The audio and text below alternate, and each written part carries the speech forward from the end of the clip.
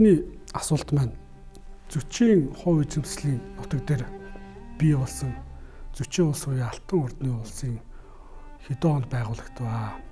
Зөчийг яг судар өчигт хувь хүн талаас нь бичиж үлдээсэн зүйл байдгүй. Энэ талаар. За энэ Алтан одоо биднээс бол Алтан ордны улс гэж их яриа сурч. Жинхэнэ одоо улсынх нь нэр бол зөчийн улс.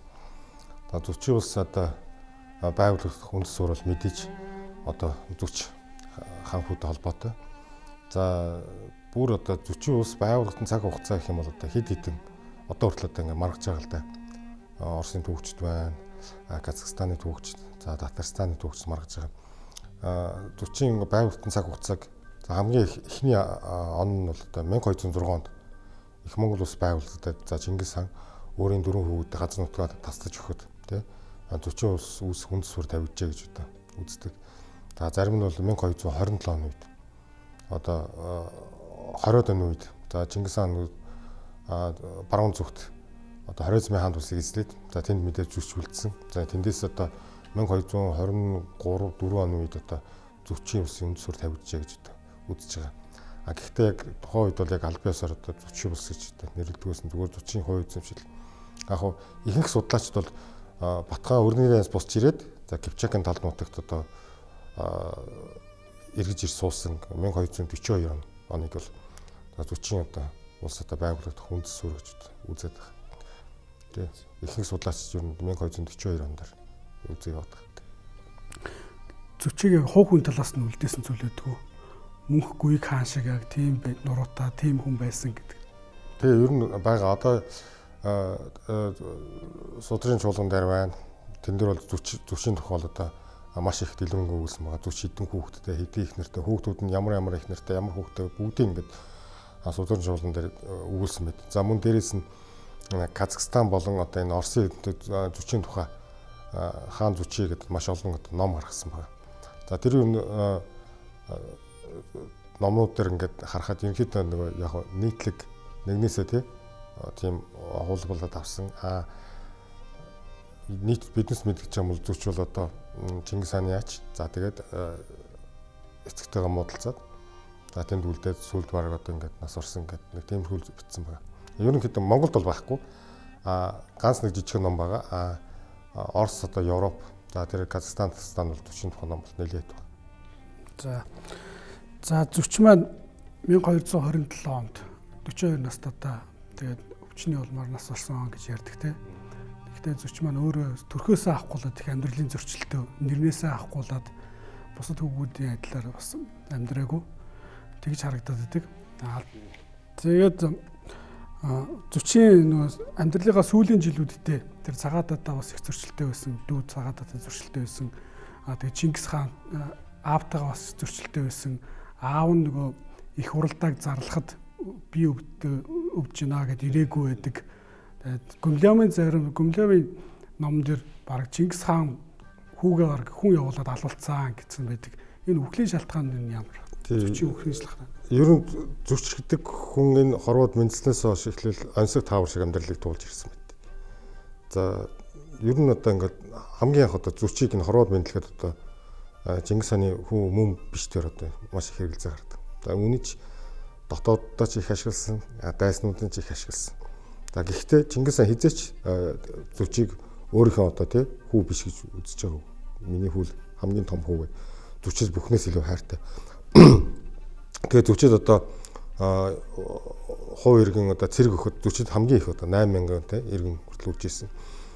За тэгээд яг уу зүчийг одоо бүртөгийн одоо Чингис хааны одоо хатан бүртөө одоо тий бие давхар байхдаа мэрэгдүүдэд азлаг за тэгээд дараа нь ирээд одоо зүч гарснаас эхлээд маргаан эхэлж байгаа юм л да таавар.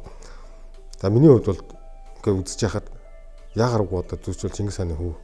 За тэр нь одоо нуус товчонд хүртэл байгаа.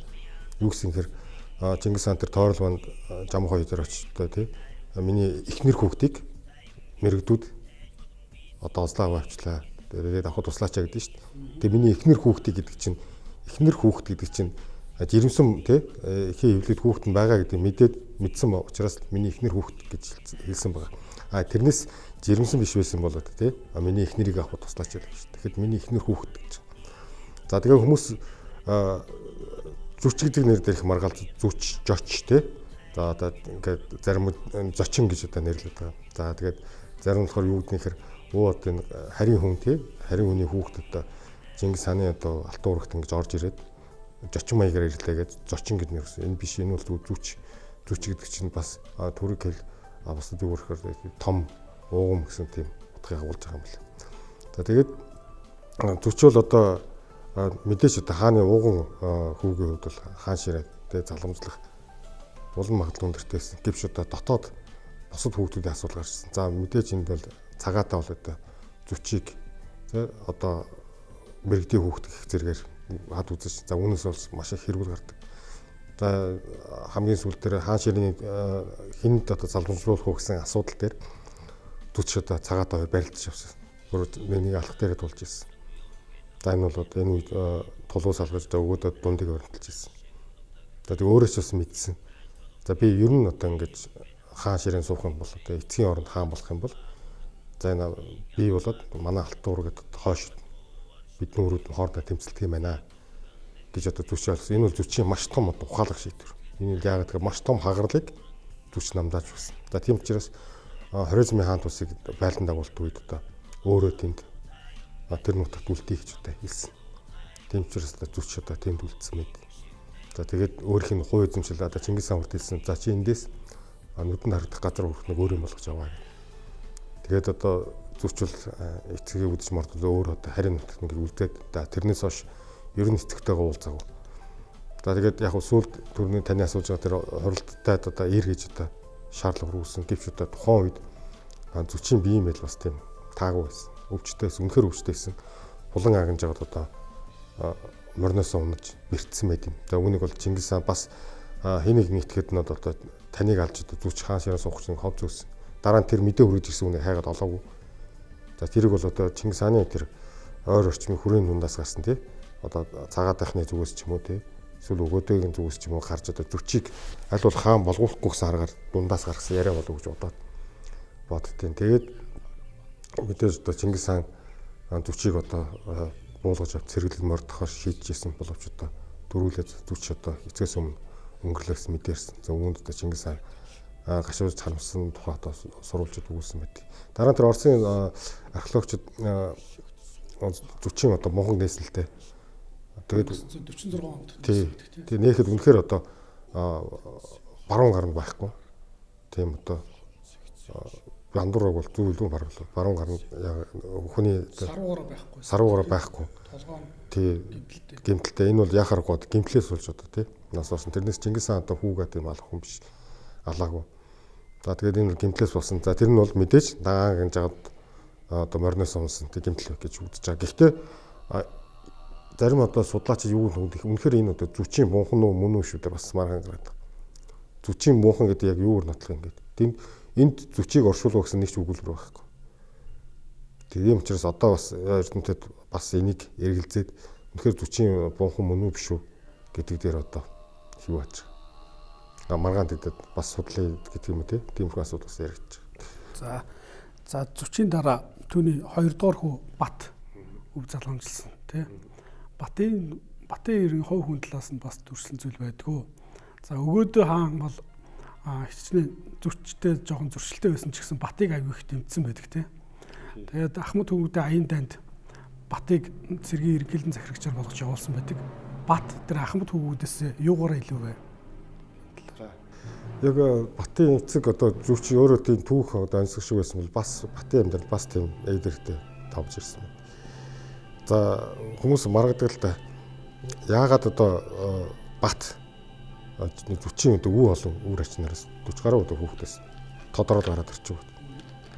За Бат насын хувьд авд үзсэн Бат бол одоо тэр өөрийн эцгийн одоо өрөөднүүдээс өөрөө хамгийн ахмад нь биш дээрээ ахтай орд гэдэг ахтай өөр дахиад хэд хэд ахтай. Гэхдээ тэднээс нь мэдээж нэг татвар тэгээ баг хаттаас төрсэн. Ер нь Монголын одоо хаадын удамд зонхлох хатны одоо тий үр хөвгүүд онцгой байр суурь эзэлдэг л дээ. Тийм учраас одоо ялангуяа хаттын ингээд судалгаа би хийсэн. Тэгэхэд Монголын хаадуудын баг 90% одоо Хонгород аймагаас тий хатаа авсан. Тийм учраас Хонгород аймагаас гаралтай хатнууд одоо төрийн эрх бариа хэнийг хаан ширээ заламжлах асуудлыг шийддэг ерөнхийдөө тийм илүү их мэдлэлтэй нэгдүгээр хатал гэсэн үг л дээ. Тэгээд Бат одоо багасаа одоо юуны дэргэд байсан. Өгөөдөө хаажууд одоо өсөж хар оронд өгөөдөө хаажууд ингээд өсөж цэргийн эрдэнэ суралцсан байна тийм. За өгөөдөө хаан тэр өмнөд зүүн усыг алтан усыг дайлар мордох явцдаа одоо Батыг дагуулж явсан байт. За Баттын бол цэргийн эрдэнэ мохонд суралцсан. Гэхдээ дайн байлдаанд ороог цэргийн эрдэнэ мохонд суралцаж за тэгээд нэлийн одоо нэг усны сургуулиар яваад за хаан ширээ залмуучлах одоо болдлыг бархан гэсэн. За гэхдээ нэг асуудал нь түүний насаарах ордуу гэдэг ахна байсан. Тийм учраас өгөөдөө хаан дараа тэр мөнх хаан ямар бодлого барьсан гэхээр ер нь хаадууд ах дүүсийг эвдрэлцүүлэхийн тулд улсын бараг нэг эзний одоо хоёр эзний нэг улсыг бий болгосон. За энэ нь яасан гэхээр ерөнхий одоо алтан орд буюу одоо 40 улсын цэргийг бол одоо ордуу захирдаг. За мөн дээрэс нь альва тушаал шийдвэр гаргахад заавал ордууг нэг дурдаж дараа Батын нэрийг дурддаг. За энэ бол яаж юм гэхээр ах дүүс хоорондын эв нийтлийг хамгаалж байгаа гэсэн. За явандаа энэ ордуугийн бие даасан одоо бараг энэ байдал нь явандаа тий цагаан орд хөх орд гэж одоо алтан ордны хэсэг хуваагдахад бараг хүргэсэн. Тийм гэхдээ эцээч ах дүү хоёр хоорондоо ингэж дээрсэлдэж тий нэг алж нэгнийхээ нутгаас хадаж ингэж байлж байгаа. Тэгээд дээрэс нь Оросын нэг судлаачдын одоо номд байдаг л да. Асар ингээд нөгөө найр хийгээд одоо 40 заламжлалыг тодруулахад за Батул одоо нөгөө өгөөдөө хааны дэргэд олон жил одоо байсан гэдгээр бас давуу эрх тий бас олж авсан. Замун дээрээс нь бас нэг үлэг домгийн байдаг л да. Батад алтан өслүүртэй гэр за цагаадад цагаан орд өргөө ингэж барьж өгсөн гэх тий нэг юм шуудын домог байд.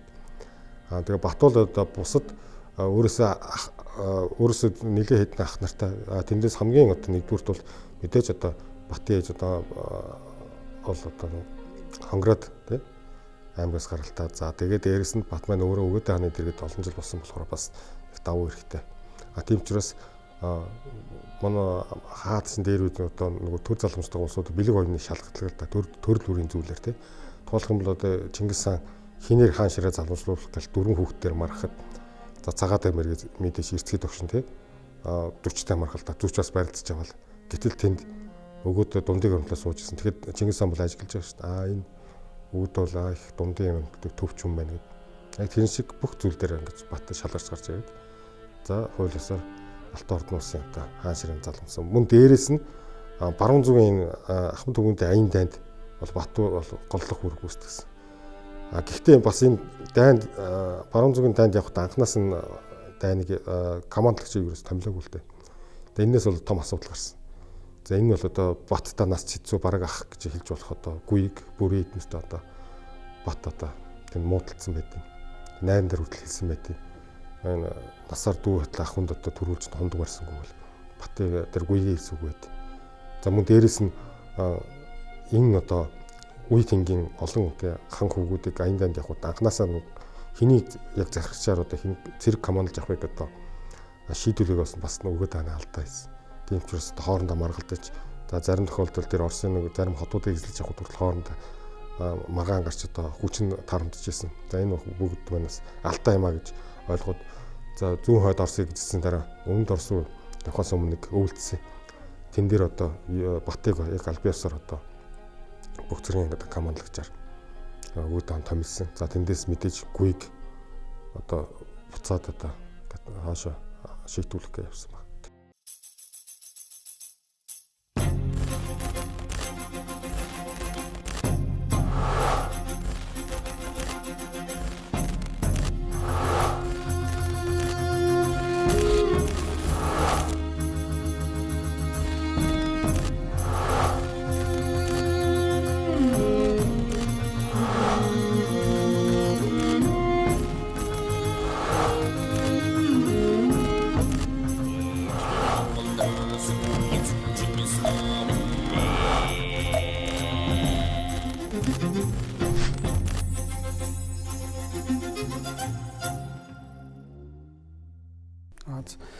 За тэгээд ахмад төмгүүдийн аяндаа бат бүрийг гүйг мөнх гэдэг хүмүүс бүгд ахмад төгөөд явсан тий. Тэгээд дараа нь зөрчилдсөний дараа энэ анхдагч шалтгаан тэр Европ руу хэрэг анхдагч шалтгаан зүгээр Кипчакуудтай байлдаж явсан юм аа. Бүр тэр Унгар, Польш руу явах ямар ч ихний ээлжийн төлөвлөгөө байгаагүй. Өгөөдөө хаан батад иргэд Кипчакуудыг л дар гэж явуулсан. Энэ Кипчакууд гэж хин юм бэ? Яг тийм зорилго нь тэр байв уу? Баруун Европ гэдэг чигээр нь эзлэх зорилготой байв уу? Кипчакуудыг хөөгөл яваад байсан уу? Энэ талаар за энэ дээр бас хүмүүс их асуудаг байхгүй. За одоо биднес өнгөрсөн Оросын одоо 70 жилийн түүхэнд биднес одоо тий батхан зүг зүгээр ажилласан гів энэ одоо монголчууд Оросын эзэлт ингээл Европ бүртээ тонол дээр мэркал алаа хийгээл явцсан ч биш. Энэ бол ерөөсөө аюулгүй байдлын хангах үүднээс хийсэн аян дам байна. За 1235 онд хар онд улс их хуралдаа дээр ер нь тэгээ өрн зүгийн улс орнуудыг эзлэж авъя гэсэн тийм анхнаас нь төлөвлөж байгаа. За яг хөө тэр нь Кипчакуудыг л буулгаж авъя гэж одоо ярьсан байна. Тийм ч учраас одоо Оросын одоо зарим эрдэнэчдээ Бурятийн эрдэнэ бас үзэж байгаа. Энэ бол одоо ахмад төгөөд аян дам биш ээ. Өрний чих аян дам биш. Энэ бол зүгээр монголоор бол Кипчакчин аян дам. Монголоор одоо Кипчакуудыг хавчгууд гэдэг. Хавчиг, Кипчак гэдэг. Кипчакчин аян дам гэж байгаа. Оросууд бол половчууд шүү дээ. Тий, половчууд, Оросууд бас половчууд Кипчаки гэж яриад байгаа. За энэ Кипчака энэ бол яг харахгүй Кипчак аян дам байсан. За Кипчакууд гэж юм бэ? Кипчакууд гэх юм бол одоо энэ одоохон ойрхон баг энэ манай ханганы нуранаас газар нүдэнд тэнгис үрсэн өргөн нутагтай бүр тийм хаант ус байсан. Кипчак хаант ус. Дотор маш олон өвгтэй. За гүнлэв номдор үүснэр бол бүгдийн нэгтгэдэг одоо нэг зүйл нь бол түргэл хэл. Тэрнээс дотор маш олон үндэсний ясны төлөөлөл орсон тийм хаант ус байсан. Нүүдэлж.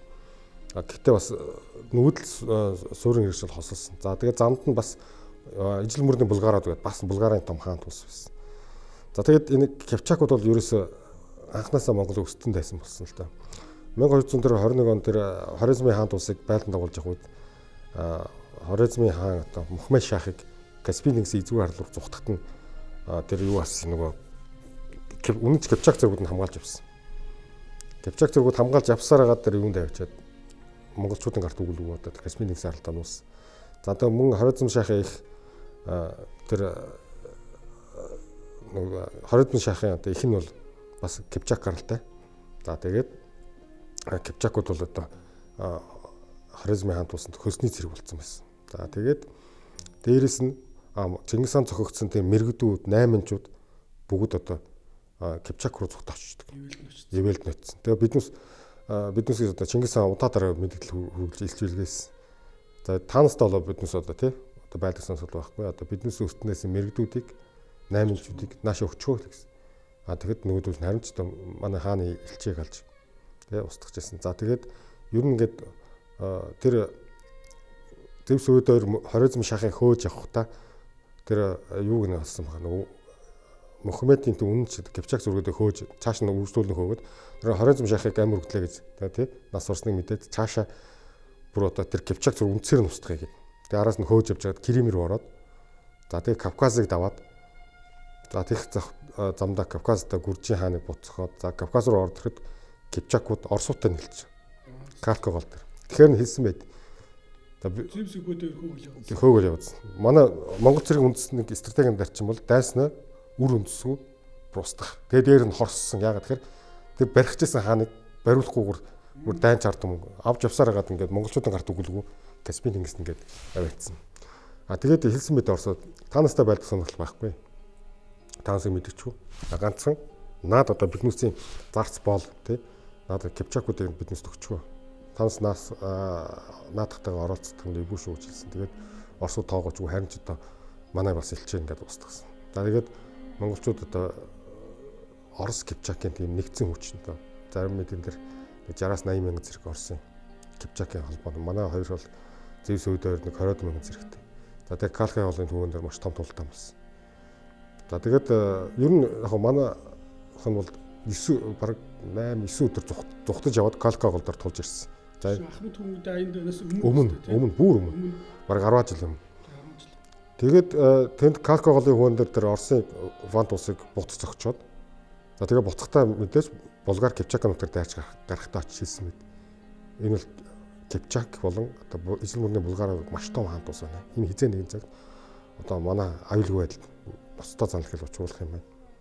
Мөн одоо хятадтай өмнө зүгийн одоо хятадын алтан улс сүм улстай тангуудтай ингээд хэлхэл бодохтой гэх юм бол одоо биднес хэд хэдэн боронтой зэрэг байлдахтай нөхцөл үүсэх юм байна. Тийм учраас юуны түрүүнд энэ хойд зүгээс ирэх одоо баруун хойд зүгээс ирэх аюулгүй байдлыг хамгаалъя гэдэг тийм санд гаргасан. За тийм учраас одоо хар оронд хуралдаагаар Кипчакуудыг номтохоор явуулсан. За гэхдээ дандаа хаан хүүгүүд явсан. Яг тэр бүгд хаан ширээнд одоо мэдээж нэр дэвшсэн тийм. За мөн хаан болох магадaltaй гэдэг. За нийтдээ нэг 12 3 хаан хүүгүүд явсан. За бүх тэр хаан хүүгүүдийг бас нэг 90 дарж тий хооронд нь зохицолтойг нь бий болохын тулд одоо нэг алдартай жанжин одоо Сүбэдэ Баатрыг хамт явуулсан байна. За тэгээд энэ эхний аянд бол мэдээж одоо энэ ижил мөрөн Булгарууд Кипчак хөрөлөнд манайхан 2 фронтоор зэрэг дайрсан. За мөн хаан тэргүүтэй хэсэг улсууд Булгар руу, за Батхан тэргүүтэй хүмүүс Кипчак руу дайрсан. За энэ даймар 2 фронтоор зэрэг явж одоо 2 цохилт хийж цааш явсаар байтал нөгөө Кипчак хүчин одоо Кипчакийн заан Кочон 40,000 албат хэрэгтэй хаваад Европ руу цугцсан. Монголчуудын сургаар.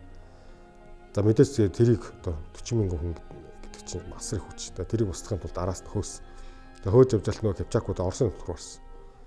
За тэгээ Орос руу оронгууд нь Оросын одоо бангуудтай уулзсан мэд. За биднес танаас ямар ч одоо тийм асуудал байхгүй. Дахиад нөгөө хэлдгээл. Биднес тэр дайсан Кипчакуудыг л одоо устгах. Танаас биднес харин тус болоод одоо агт морь те хүн хүчээр туслаач гэсэн нөгөө хамгийн түрүүнд Ерезианы вант ус Оросын тэгж улсыг байгаагүй шүү дээ. Жижиг вант усууд Ерезианы вант ус манай элчийг алдсан.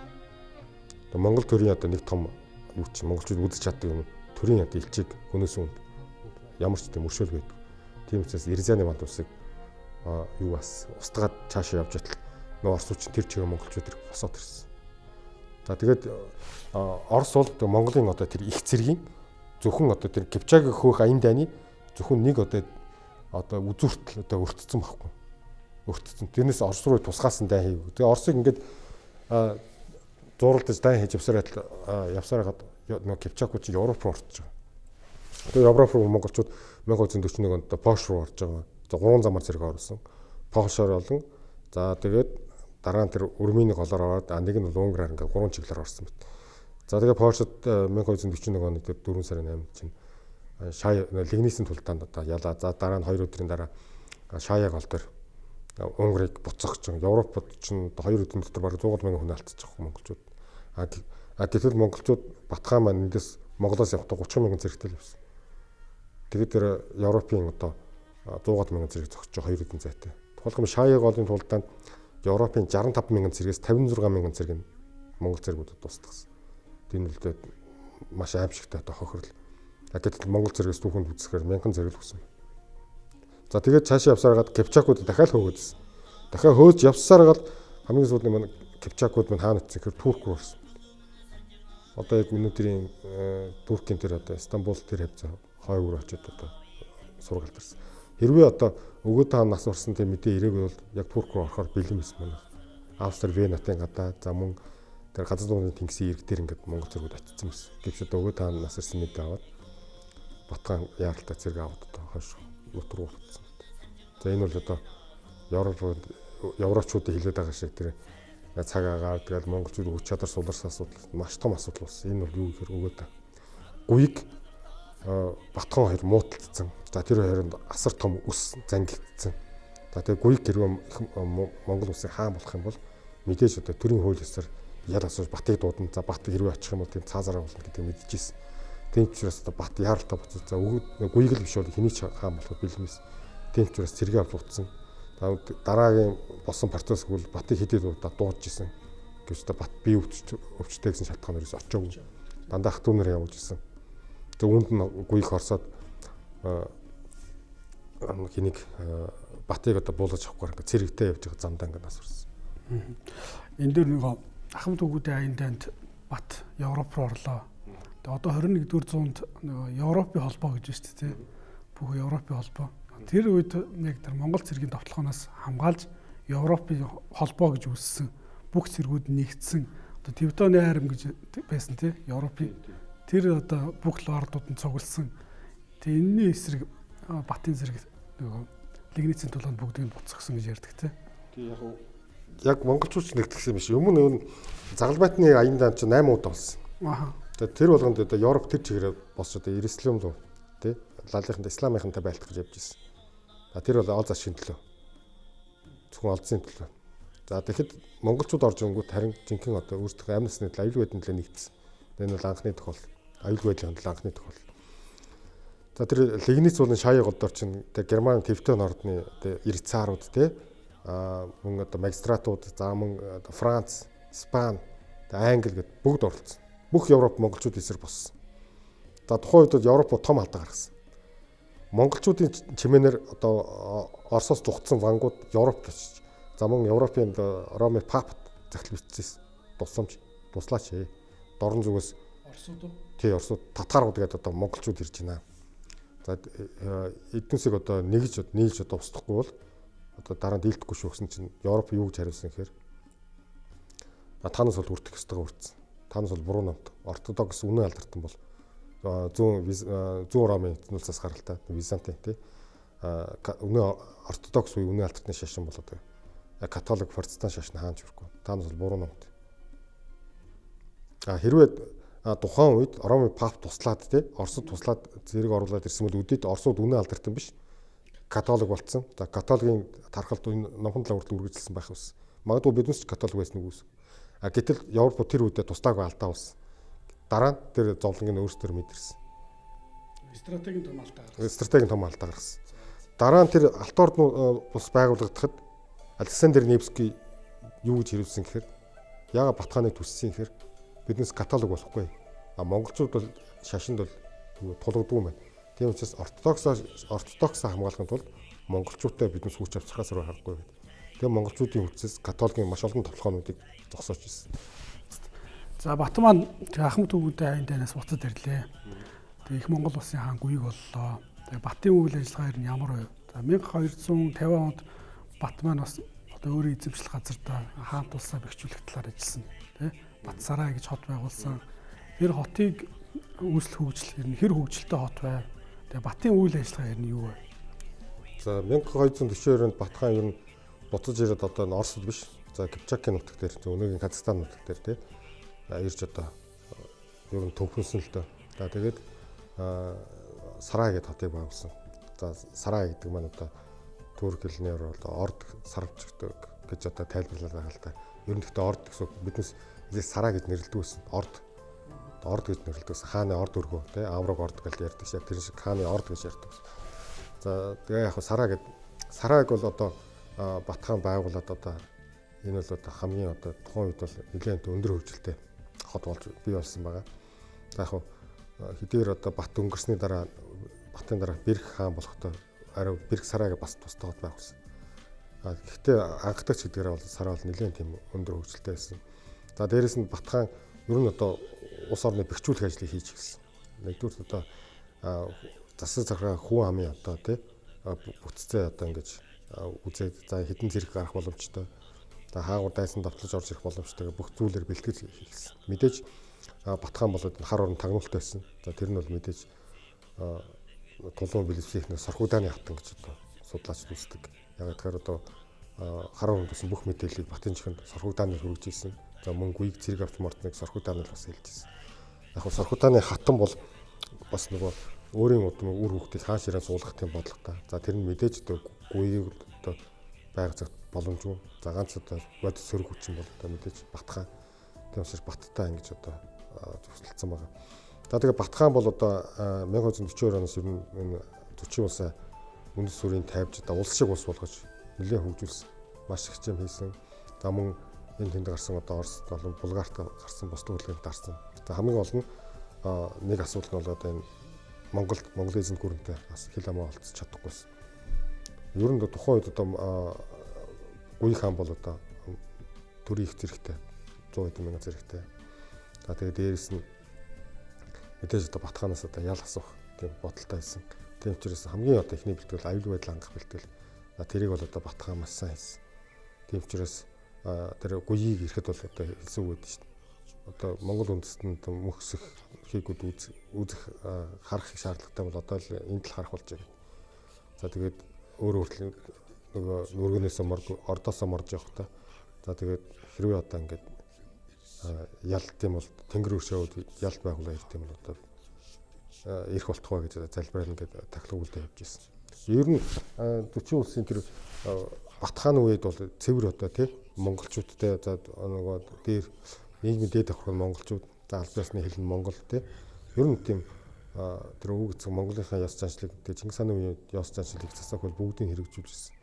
Яг тийм нэг түрэгдсэн юм бол байхгүй. За дээрээс нь судлаачид юу гэдэг ихэр нөгөө Чингис хааныг хараг бол Бат хааныг хараа гэдэг байсан. Яг тэр Бат бол өвөөтэйгээ маш адилхан гэж ярьдаг байсан. Тэгээд гүйгийн бас нэг бодлого нь бас биеэ эмчлүүлэх гэж байгаа гэсэн шалтгаанаар их зэрэгээ аваад баруун тийш яваад идэг. Бат болох дээр бас их дайнд зарлчаагүй мөртлөө гүйгийг ухтаж явж байгаад тэгээ гүйг нас орцсон байдаг шүү дээ. Тэн дээр чинь Бат хоролцсон ч гэж ярьдаг. Энэ яг төв хөшлөгтүүлсэн зүйл байдаг. Яг нь байд юм л да одоо нэг тэр одоо түрк хэл дээрх зохиол тэр судрын ферс хэл одоо араб хэл дээрх юундээс үзэхэд гүйг одоо баруун зүг явахдаа за Батыг удаа дараа ингээд дуудсан. За Бат бол үл хашиж ирээгүй. За энэ бол бас нэг том ялалтаа. Монголын төрийн их хаан дуудаж хахад ирэхгүй байна гэдэг бол маш том асуудал. За тийм учраас одоо ял ашууд цэргийг бэлтгэж хэлсэн. За энэ тухай одоо Фалана Карфенийн тэр нөгөө юун дээр Рубрукийн нөгөө зохиол дэр байгаа. За Гүйг хааны өргөөнд хар оронд ирэхэд асар олон цэрэг үзлээ. Асуухад баруун зүгүүр аян данд мортогч байгаа цэргүүд. Тэрийг болохоор нөгөө Карфины андуурхтаа Европ руу дайрах их цэрэг гэж андуурсан юм шиг байна. Гэтэл тэр бол Батын эсрэг бэлжээс их цэрэг байна. Хааны хүрээнд маш их цэрэг байхыг харагдаж. За тэгээд тэрийг бол одоо Сархутааны мэдээ Батад бол мэдээлэл дамжуулсан. Хэдийгээр Гүйг одоо надад эмээл нутгийн цаг агаар зогтдог тий. Би тэнд дэмжлүүлэн гэж ярьж байгаа боловч энэ чиний эсрэг хөдөлж байгаа асуудал юм шиг байна гэсэн. Тэгээд мэдээж Бат бол мэдсэн. Тийм учраас одоо Казахстаны одоо Жилзгаан орчин баха. Тэнд одоо нөгөө өмнөөс нухтаж явж байсан. За тэр зохиол дээр болохоор юу гэсэн хэрэг Гүйгийг нутгийн нэг том ноён тосч тий дайлах хийсний маргааш нь одоо Гүйгийг нас урсан гэж. За мэдээж тэр нутгийн ноён хэн байлээ гэсэн. Мэдээж Батхааны завраар хордуулсан байж магадгүй гэж үзэж байгаа. За тэгээд тэр хүн хордуулсан ч бай Батын захиалгаарч бай өөрөө сайн дураар сайн болох гэж хордуулсан ч ямарсан Монгол болох гэсэн том иргэний дэнийг зогсоож чадсан. Маш олон цэргийн аймнаас урсах байсан.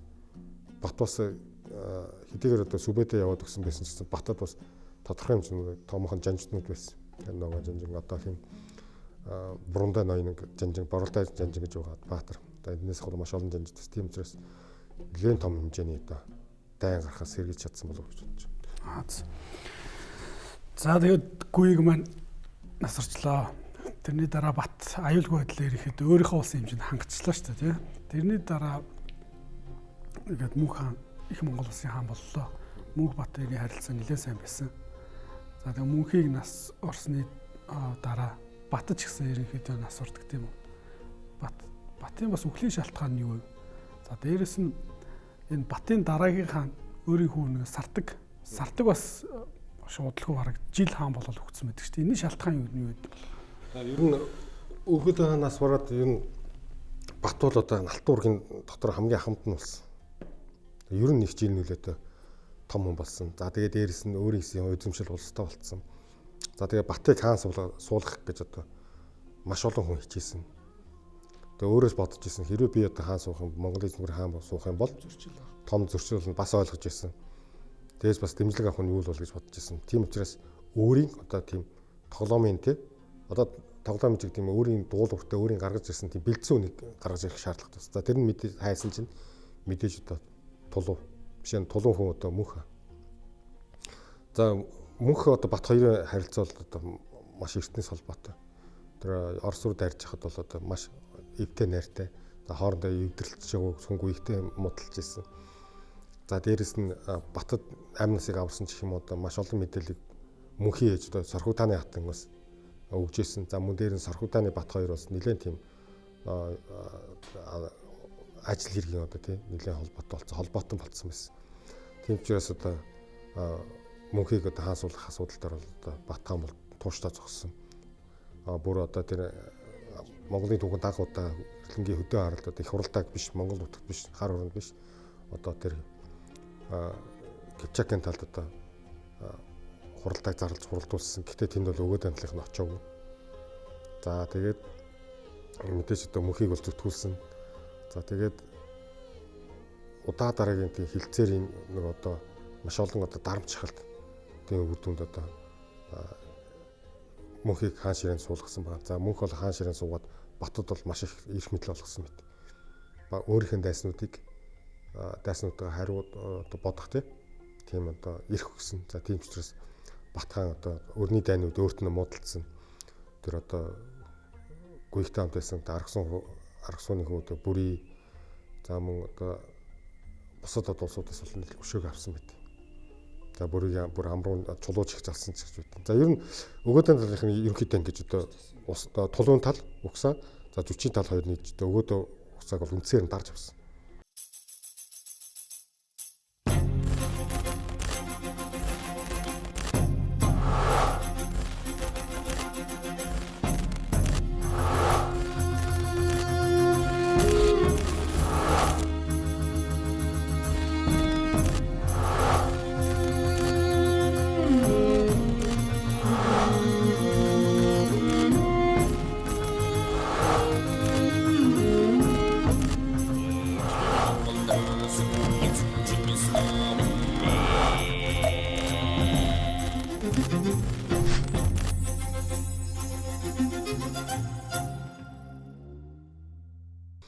За ингээд одоо мэдээж Монголд мөнх хаан гэсэн агуу том хаан гарч за араас нь Бат гарч ирсэн.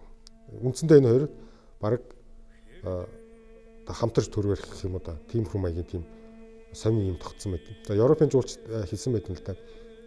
Жишээ нь хэдийгээр Бат өөрөө тийм мөнхийг гаргаж ирсэн ч гэсэн бас эрх мэдлийн хүрээнд загардмал.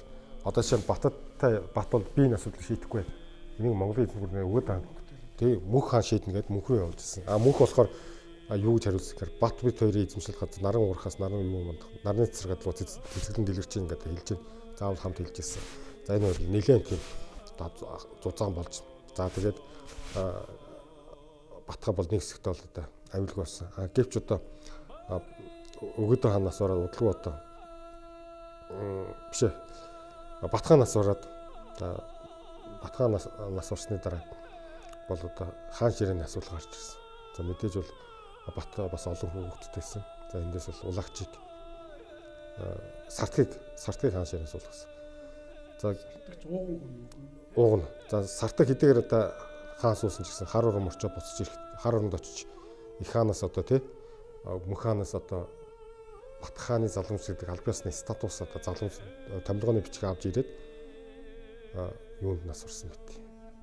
Сараад хот дээрээ. Тэгээд Сартгийг замдан тэр бэрхийн дүү бэрхчрийн нутгаар дайрсан мэт. Тэгээд дээр бэрхчрийн нутгаар дайрахт нь бэрхчэр хор өгч одоо Сартгийг устгасан гэдэг. За энд бол мэдээж бэрхийн одоо оролцоо байгаа гэж судлаачд үздэг. За тэгээд Сартан гэж өнгөрсний дараа удаач дөрвөөр өнгөрснийхэн дараа Улагчийг болсон гэж гаргаж ирсэн байна. За Улагчий гэдэг нь бас эргэлзээтэй. Батын хүүхдүү, эсвэл Сартгийн хүүхдүү гэдэгтэй бас маргаантай одоо тодорхой. За Улагчий бас нэг жил хүрэхгүй бас суугаад ингээд нас орсон. Балчир байсан л да. 7-8 настай.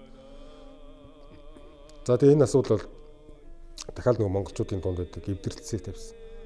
Батын нөгөө бэлэвсэхнэр боргоч хатан манд одоо хиний одоо бэрхийн одоо замнал дайсан их хаад улсаас одоо очиж тий хөлөг хаанаас хүртэл ингээд тусламж одоо авч юу оролцсон мэт. Хаан ширээнд одоо суух гэж оролцсон мэт. За тэгээд эднээс бол баригдаж сааслуулсан байгаа. За тэгээд өөр одоо гарц хин хаан болох үед дээр гарц хайсан чинь бэрхэл байна. Батын дүү бэрх. За бэрх яагаад хаан болж өгөхөр нэгдүгээр мөнх хаан маш тийм итгэлтэй болсон юм. Мөнхийг хаан ширээн суухад бэрх бол аюулгүй байдал нь хангаж Бат хаан бүр тэр хуралдаад орцоогүй шүү дээ хаан ширээн эсэлд. Бэрх бол одоо 30 мянган зэрэгтэй очиж за мөнх хааны бүх аюулгүй байдлыг хангаж за мөнхийн эсрэг болсон тэр зэвсэг бослогыг дарж за мөн дээрэс нь итгэлийн нэлээд олцсон. Тийм учраас одоо мөнх бол одоо бэрхийг одоо хэдийгээр ах トゥ усаа хордуулж авсан чинь тэрний орог сонсогод төдий тий мэдээгүй яагаад бэрхийг одоо хаан тавьсан бэ. За бэрх бол одоо хаан болонгуудаа ахын тэр хотыг үгүйсгээд өөрийн гэсэн бэрх сарай гэдэг хотыг дахиад шинээр байгуулсан. За тэгээ бэрх хааны үед одоо Алтан ордноос бол цэвэр исламчсан л та. Ер нь одоо хүн амын нийт масс нь болохоор Кипчакууд түрк болсон байсан. За тийм учраас одоо хэлэнд хилээж марцсан одоо түрк хэлээр ярьдаг болсон. За мөн дээрээс нь хүн амын бүтсэн Кипчакууд болсон. За тэгээ дээр нь исламын шашин нэлээд дэлгэрүүлсэн. Бэрхийн ээж нь бол одоо Хорезм шахын хүү. За Жилал адын гэдэг одоо нөхрийн дүү охинтой бол одоо бэрх суусан гэдэг. Тий. Тэгээд бэрхийн ээж. Тэгээд ээж нь тэр өөрөө бэрхийг хүмүүжүүлэхдээ багаас нь исламын шашинтай хүмүүжүүлсэн. Тийм ч учраас одоо исламын шашинтнуудыг нухчинд харж байгаа тэр хөлөг хааныг үзэн ятгад хүргэсэн. Тийм учраас энэ хоёрын хооронд хэдээч одоо эвлэхгүй том ан цав гарч одоо дайныг эхлүүлсэн байт. Тийм учраас одоо бэрхийн үед одоо Алтан ордноос бол цэвэр одоо исламч бүр эхлэн үлсэн. Энэ дэр нэг Оросуудыг яриад байгаа нэг татар Монголын дарлал гэдээ яриад байдаг шүү дээ. Тэгэхээр энэ дээр нэг асуулт гарч ирж байгаа нь Чингис хаан зүчтэй 4,000 өрх буюу 8,000 монголчуудыг ингээд өглөө шүү дээ. Тэгээд тэр монголчуудын хүн амынхан ихэнх нь татарууд байсан юм уу? Яагаад ингээд татар Монголын дарлал гэдэг татар овг аймгийг ингээд онцолж яриад байгаа.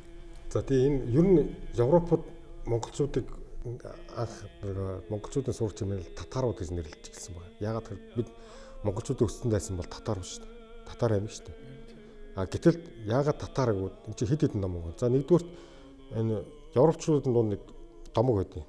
Дорн зүгтний тийм тамийн хаалга байгаа. Тартар гэдэг тамийн усууд тэрийг үүдэг хоёр том нохоо мандаг гэл тээ. Энэ бол бас нэг хувилбар. Нөгөө нэг хувилбар нь болохоор татаруудыг одоо Чингис хаан тэрний тэнхлэж цэцгуулаа бүгдийг хатаад байсан юм л байхгүй. Татаруудыг бол одоо Чингис хаан түрүүн ярьлаа шүү дээ нөгөө зүчид хууль болгож өгсөн. Тэгэхэд татаруудыг хамгийн түрүүнд одоо юунд явуулдаг гэсэн. Одоо байлдаанд хамгийн түрүүнд ордог татарууд. Толгоон сэргэл айлгинчаар тэгж явж байхдаа Европынхантай дайралцсан юм бэл. Торгуулын сул юм тий. Тэгээд дайралцсан биднээс одоо Монголын их зэргийн татар аймгийн зэргүүд явж ингэж нэрлсэн. Одоо тэрүүгээр төсөөл татарууд гэж бас нэрсэн нэг хувилбар байдаг.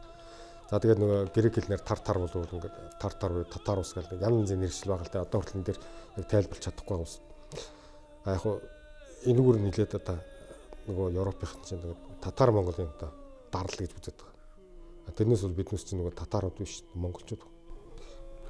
За энэ 1262-ны Кавказын нурууны Каспийн тэнгисийн хажууд Дербентийн тулаан гэж болсон тийм. Энэ хүлээгүй хаан бэрх хоёр ингээд тулсан. Энэний шалтгаан нь юу байв? Энэ тулаан дээр нэг хин ингээ ялагч болов. Тэгээд энэ юуны эдгээр чинь тэгээд шашны юм байв уу? За тий. За 40-аас Алтан ордноос хоёр бол бараг 100 жил байлцсан. Хоорондоо.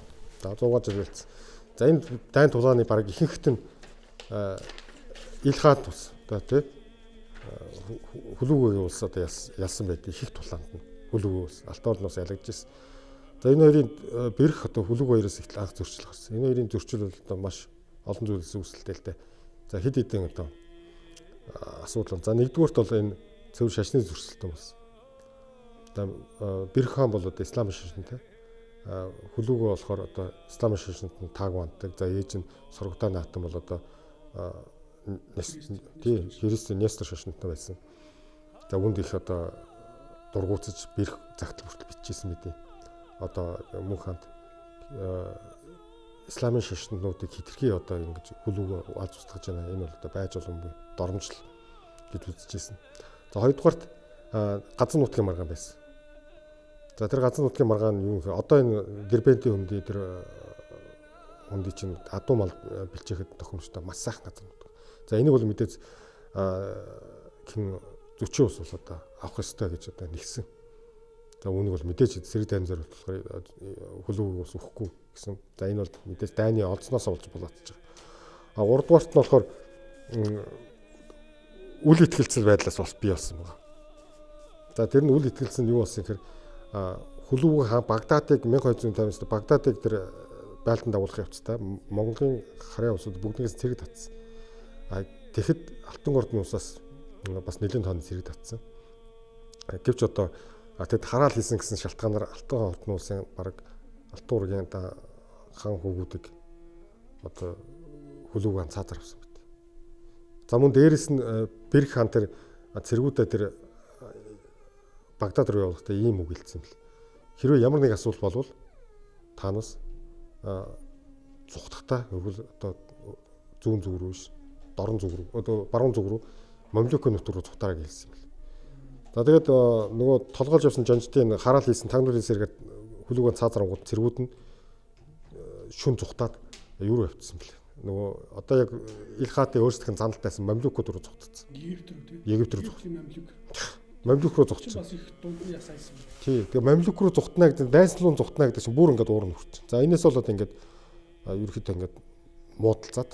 За энэ анцаа болоод маш олон жил үлсэн. За тэр Дербентийн төмөр хаалганы тулдаан бол түүхэнд алдарсан бүр хоёр талаасаа баг сая шахам зэрэг оролцсон болсон гэж янз янзаар гэдэг. Тэгээ сая зэрэг оролцсон бол байхгүй. Тэгээд хоёр талаас өсрөөд нэг 200-300 мянган зэрэг оролцож байсан тийм том тулдаан болсон. Тэгээ энэ тулдаан бол одоо тэр хэний Бэрхийн үед ингээд Хүлүүг хоёр ч ойр ойрхон нас орсон шүү дээ. Тэр хоёрын дараа ч гэсэн үргэлжлэл хийсэн. Явсаар хамгийн сүүлд 1300 одоо 57 оны үед за Узбек Жанибек хааны хүү одоо тий Бердибекийн үед л одоо тэр дуусч одоо Жанибек хааны үед ерөнхийдөө энэ хоёр улсын дайнд дууссан байт. Тэгээ их их дайнд тулаанд нь одоо ил хаад улс ялсан байт. За 1200 66 онд Бэрх хаан маань гээд тасарлаа. Тэгээ Бэрхийн үхлийн шалтгаан нь юу вэ? Дээрээс нь Бэрхийг бас яг удам залгах хүүгүү байсан гэж ярьдаг шүү дээ, тий. Тэгээд энэ талаар ямар нэг юм үлдсэн байдаг. Судрын чуулган дээр бол Бэрхийн хүүгийн талаар юусоо дурддаг л дээ. Яг тэгэхээр нөгөө судрын чуулган маань яг ил хаан тусын түүх зохиосон. Аршаад тэр нэгнийг үзэж чаддаг. Тэр судрын чуулган дээр бүрт байдаг шүү дээ. Хэрвээ Аллах таалах юм бол яг Бэрхийн тухай өгүүлье гэж байна. За яг Аллах таалах бол Бэрхийн тухай өгүүлнэ гэдэг. Тэгээд аль болох Бэрхийг муулах тэр жүжигчин улсыг муулах үүсэх хандлагаар тэр судрын чуулганаар бичсэн мэт. Харин эсрэгээр өөрсдийнхөө ил хаад улсыг магтан дуулж идэв бичсэн мэт. Бусад Оросын сурвалжууд нэг үзэж хахад Бэрх хааны хүүтэй байсан гэж байна. Тэгэхээр тэр нь тийм тодорхой өвчнөр өгсөн юм уу? Эсвэл хаан шир одоо залгамжлах тий одоо чадлагүй байсан юм уу? Тэгээд одоо удам зал хүргүү болоод. За тэг яг Бэрхийн үхлийг бас хордуулсан гэж одоо янз бүр ярьд юм лээ. Тэр Оросын нэг уншиж хаад Бэрх хааны одоо хэний тушаал Хүлүүгийн тушаалаар одоо хордуулж авсан гэсэн тийм билээ. Гэхдээ яг тийм бол баталгаа байхгүй. Тийм хөл. За Бэрх хааны дээр Мөнх төмөр гэж хаан болсон. Мөнх төмөрийг Алтан уургийн хаан, Алтан уургийн удам хүн мөнөө. Тэгээ Мөнх төмөрийн үед бол Мөнх төмөрийн бодлого юу вэ? Хэдэн жил хаан болов? За Мөнх төмөр бол цэвэр одоо яг Алтан уургийн одоо зүчийн одоо Батын одоо Батхааны тий. Биш Мөнх төмөр чинь зүчийн одоо яг хүүхдийн ачин гэсэн үг. За тэгээд Мөнх төмөр бол одоо хаан болоод одоо Алтан ордны улсад маш том шинжил хийсэн л дээ. За Мөнх төмрийн үед анх удаага зүчийн улс маань бие даасан тий улс болж эхэлсэн байна. За 1259 онд тэр талсын чуулган гэж одоо хийсэн байна. За тэр чуулган дээр бол Алтан ордны улс, за Цагаатаа улс, за Өгөөдөө улс гэж яриад байгаа. За Өгөөдөө удмынх нь оролцсон том хуралдайсан. За энэ хуралдаанаар бол юу гэж гаргасан гэхээр хин нэгнийх нь нутаг төсвөрт Монголын эзэнт гүрнээс халдан довтлох юм бол хамтарч дайтнаа. Тий, одоо Юан гүрний зүгээс.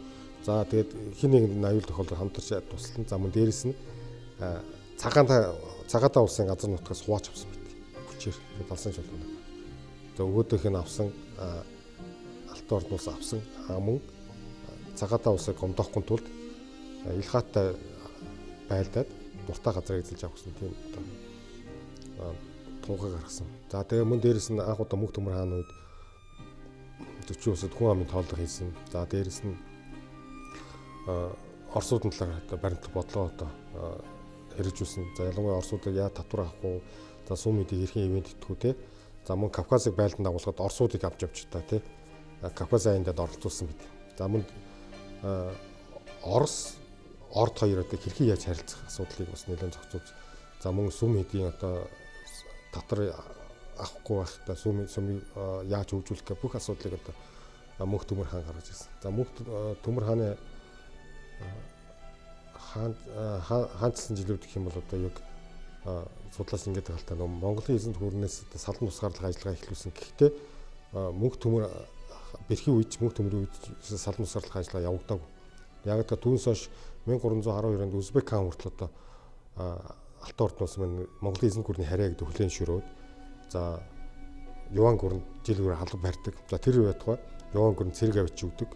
За мөн дээрэс нь Юан гүрний одоо эзэн хаан Монголын эзэн хааны зөвшөөрлөнд дагуу Хятадын 3 мужаас татвар авдаг. Хаа байсан тэр Хятадын 3 мужаас татвар авдаг.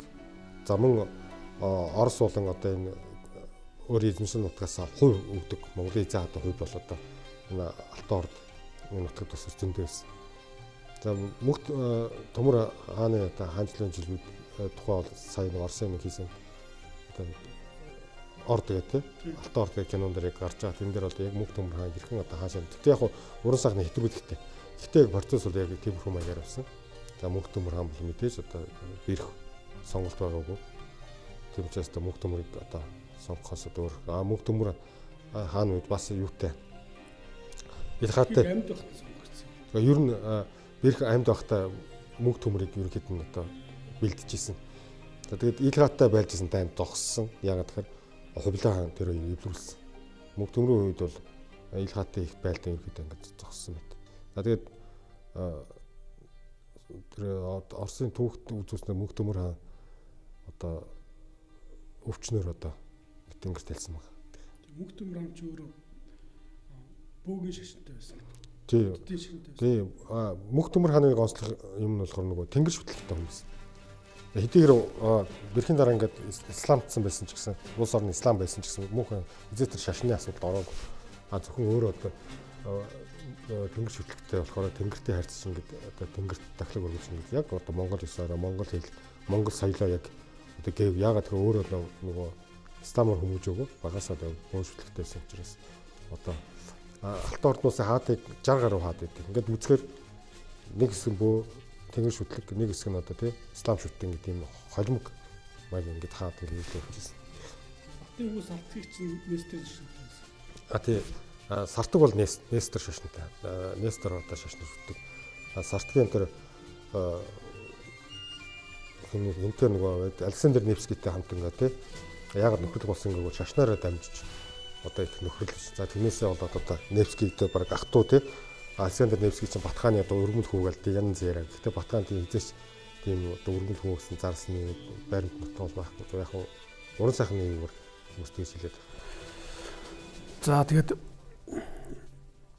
Алтан ордны 60 хаан гэдэг төр барьсан гэж байна. Тэгээ хаадуудынхаа онцлог бай. Алтан ордны яг нэг хөгжлийн оргил үеийн Узбек хааны үед гэдэг чинь тийм. Энэ талаар Узбек хаан яг хэд хаан бэ? Ямар бодлого баримтлаад Алтан ордны улсыг тийм оргил хөгжлийн үед нөргөө. За Узбек хаан ч хэд юм бэ? За хэний Мөнх Төмөр хааны дараа чинь Тод мөх Дулаабөх гэх хоёр хаан. За тэгээд тэрний дараа Тогтох гэж хаан. За тэгээд Тогтохын дараа чинь яг Узбек хаан гэж гарч ирсэн байна. Одоо 78 тон болж байна. Тэгээд Узбек хааны үед Алтан ордын улсын хамгийн алтан үе гэж нэрлэдэг. Судлаач бүх судлаач хүлэвшүүлдэг. Яг тэгэхээр Узбек хааны үед Алтан ордны улс жинхэнэ улс шиг болсон. Жинхэнэ хөгжлийн төвөд төрсөн. Тухайлх нь одоо 1312 он. Гэтэл одоо тэр Узбек хааны тэр одоо үеийн Сарай хотыг гэхэд одоо гадаадын жуулчд гайхсан байна. Одоо жишээ нь Арабын алдарт аялагч Ибн Батута Сарай хотод үзээд нэг захаас нь гараад нөгөө зах хүртэл явхад үд өнгөрөхөд хүрээгүй л хэлээ. Асар том хороолтой. Шашин болгоно тустай хороолтой. Исламих, буддик, христик хороолтой.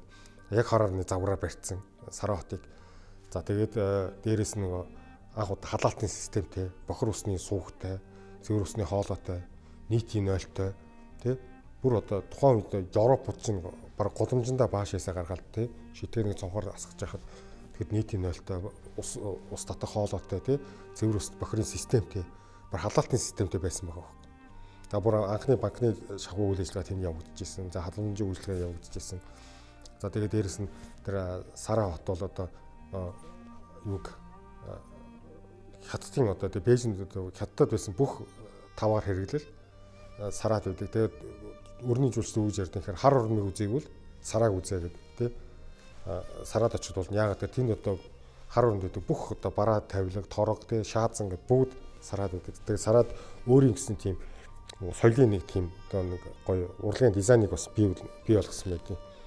За тэгээд Узбекхан бол одоо цэвэр одоо исламжуулсан. Бүх шашныг ислам нөгөө хүмүүсийг исламжуулаад за тэр бол угаасаа хүчээр биш цаг хугацаанд хүчин зүйлсээр ислам болсон. За тэгээд дээрэс нь хэд хэдэн томоохонд байлдан дагуулдаг гэж заилгаад тусдаа байлцсан. За гэхдээ ил хаттай байлцсанаас өөр нэг томоохон юм хийгээгүй. Яг нь Оросд болсон нэг ганц нэг те жижиг одоо тийм байлдаанууд бол ингээд одоо бослогуудыг дарах ажиллагаа хийсэн. Тэрнээс бол ерөнхийдөө амар амгалан байсан. За тэгээд Узбекхан үед Византитэй их холбоо тогтоосон. За нөгөө Византийн Мамлюкизм гүрэнгур бол 3 тийм холбоо байгуулсан байна. За энэ бол нэлээд том холбоо. Дээрээс нь яагаад энэ холбоо хөгжиж вэ гэхээр Алтан орд 40 улс маань энэ Мамлюктай боолын худалдаа хийдэг ус. За Кипчакуудыг их зардаг. За ер нь Мамлюкууд гэдэг нь Кипчакууд ч та. Тэгээд Кипчакуудыг тэр далайгаар зөөвөрлөхөд заавалчгүй Византизм гүрнээ дайрч гардаг байсан учраас нэг Византитай тохиролцоос нөхөрлөхөөс өөр аргагүйсэн. За тэгээд Византизм гүрнтэй нөхөрлөө за бүр Византийн одоо гүрний хаанд одоо өөрийн охиноо өгчсэн. За мөн өөрөө хатаа авчсэн те хүүгээ ингээд хууд ураг болох асуудал маш их байсан. За тэгээд Узбекхан бол одоо тэр түүхчд одоо бичиг юу гэж тийм хамгийн өгөөмөр те шудраг одоо жинхэнэ исламын одоо тийм юу ас одоо ислам шүтдэг одоо жинхэнэ одоо исламын агуу тийм хаан байсан гэж одоо Узбекханыг дүгндэг. За Узбекханы нэрээр хүртэл одоо сүүлд Узбекистан гэдэг хүртэл ус байгаас. Манайхаа яг Узбек биш Узбек гэж одоо нэрлэдэг байгаа юм. Сэдвээ нэг жоохон урагшлуулахад Батхааны үед бас нэг бат тэгээд тэр сардаг тэгээд бэрх мөнх төмрөө үед ногой гэдэг байдаг шүү дээ тийм. Ногой яг хин бэ? Ногой ч бас баг бие даасан улс шахуу юм байгуулад Алтан ордтой бас зөрчилдөд байсан тал байдаг шүү дээ. Энэ талаар ногой яг Чингис хааны ач уу? Эсвэл Батын ач уу? Зөрчин улсын төвөнд 3 том төвний ноён чухал үүрэг үүсгэсэн байдаг. Одоо юу гэдэг юм бэ? Оролцоотой. За ногой байна. Мэдээж нэг нь ногой. За хоёр дахь нь эдгээ. За одоо хаадын хаан ногой гэж одоо нэрлэдэг. За Туульсын Баатар эдгээ гэж очилдог. Хожно байхгүй. За нөгөөх нь Мамай. Одоо Куликовын тулдаанд ялагдсан. Мамай. За ногой бол одоо бас эргэлзээтэй. Яг эцэг нь бол нөгөө зүчин одоо тий бас үр ашнаас гаралтай гэж ногоогууд үзээд. За ногоо бол нохоо юу мангууд овгийн гэл тий. Нохоо гэл одоо яадаг. За ногоо бол маш олон одоо тийм төрийн хэрэглэлтэнд оролцсон нөхөр. За хамгийн анх одоо энэ Бэрхааны үед бол ерөнхийдөө төрийн хэрэгт хэтэрхий оролцоод зайлуулсан байгаа. Нутаг заагдаж явсан байгаа. За одооны Украины тэр нутаг за өөрийн гэсэнтэй эзэмшилтэй болсон гэсэн Днепр хавьд нутгалж ирсэн. За тэгээд мөнх төмөр хааны үед одоо буцаж төрийн эрх нь гарсан. За тэгээд мөнх төмөр хааны үед одоо төрийн эрх нь гарч ирээд дараа нь мөнх төмөр хааны дараах тэр одоо туд мөнхтэй дулгаа бөх гэсэн хоёр хааныг өөрөө бүр гаргаж ирж одоо хаан болгочоод мэдээж манер бол алтан урган хүн биш. Тийм учраас одоо яаж төрийн эрх хийгээд хаан ширээ сууя гэсэн чинь тухайн үед хааныг бол одоо их хуралдаар сонгодог хуралдаан дэмжлэг авч чадахгүй. Тэрийг мэддэг учраас за хөшгөний араас юм бүхнийг өдөртгөө шийдсэн. Тийм учраас тод мөнх дулгаа бөхийг хүртэл гаргаж ирээ. Нэг нь нөгөөр те алуулж хорох маягаар ингэж гаргаж ирсэн. За дараа нь одоо Алтан ордын ус бас нэг сонирхолтой хаан байдаг. Тогт хааныг гаргаж ирсэн. Гэвч одоо Тогт хаан өөрийн гэсэн ухаан бодолтой учраас нөгөө ногойтой таараагүй. Тэгээ одоо сүүлд одоо ногоог өөр одоо ногоотой байлдаж ногоог цаазар авсан байдیں۔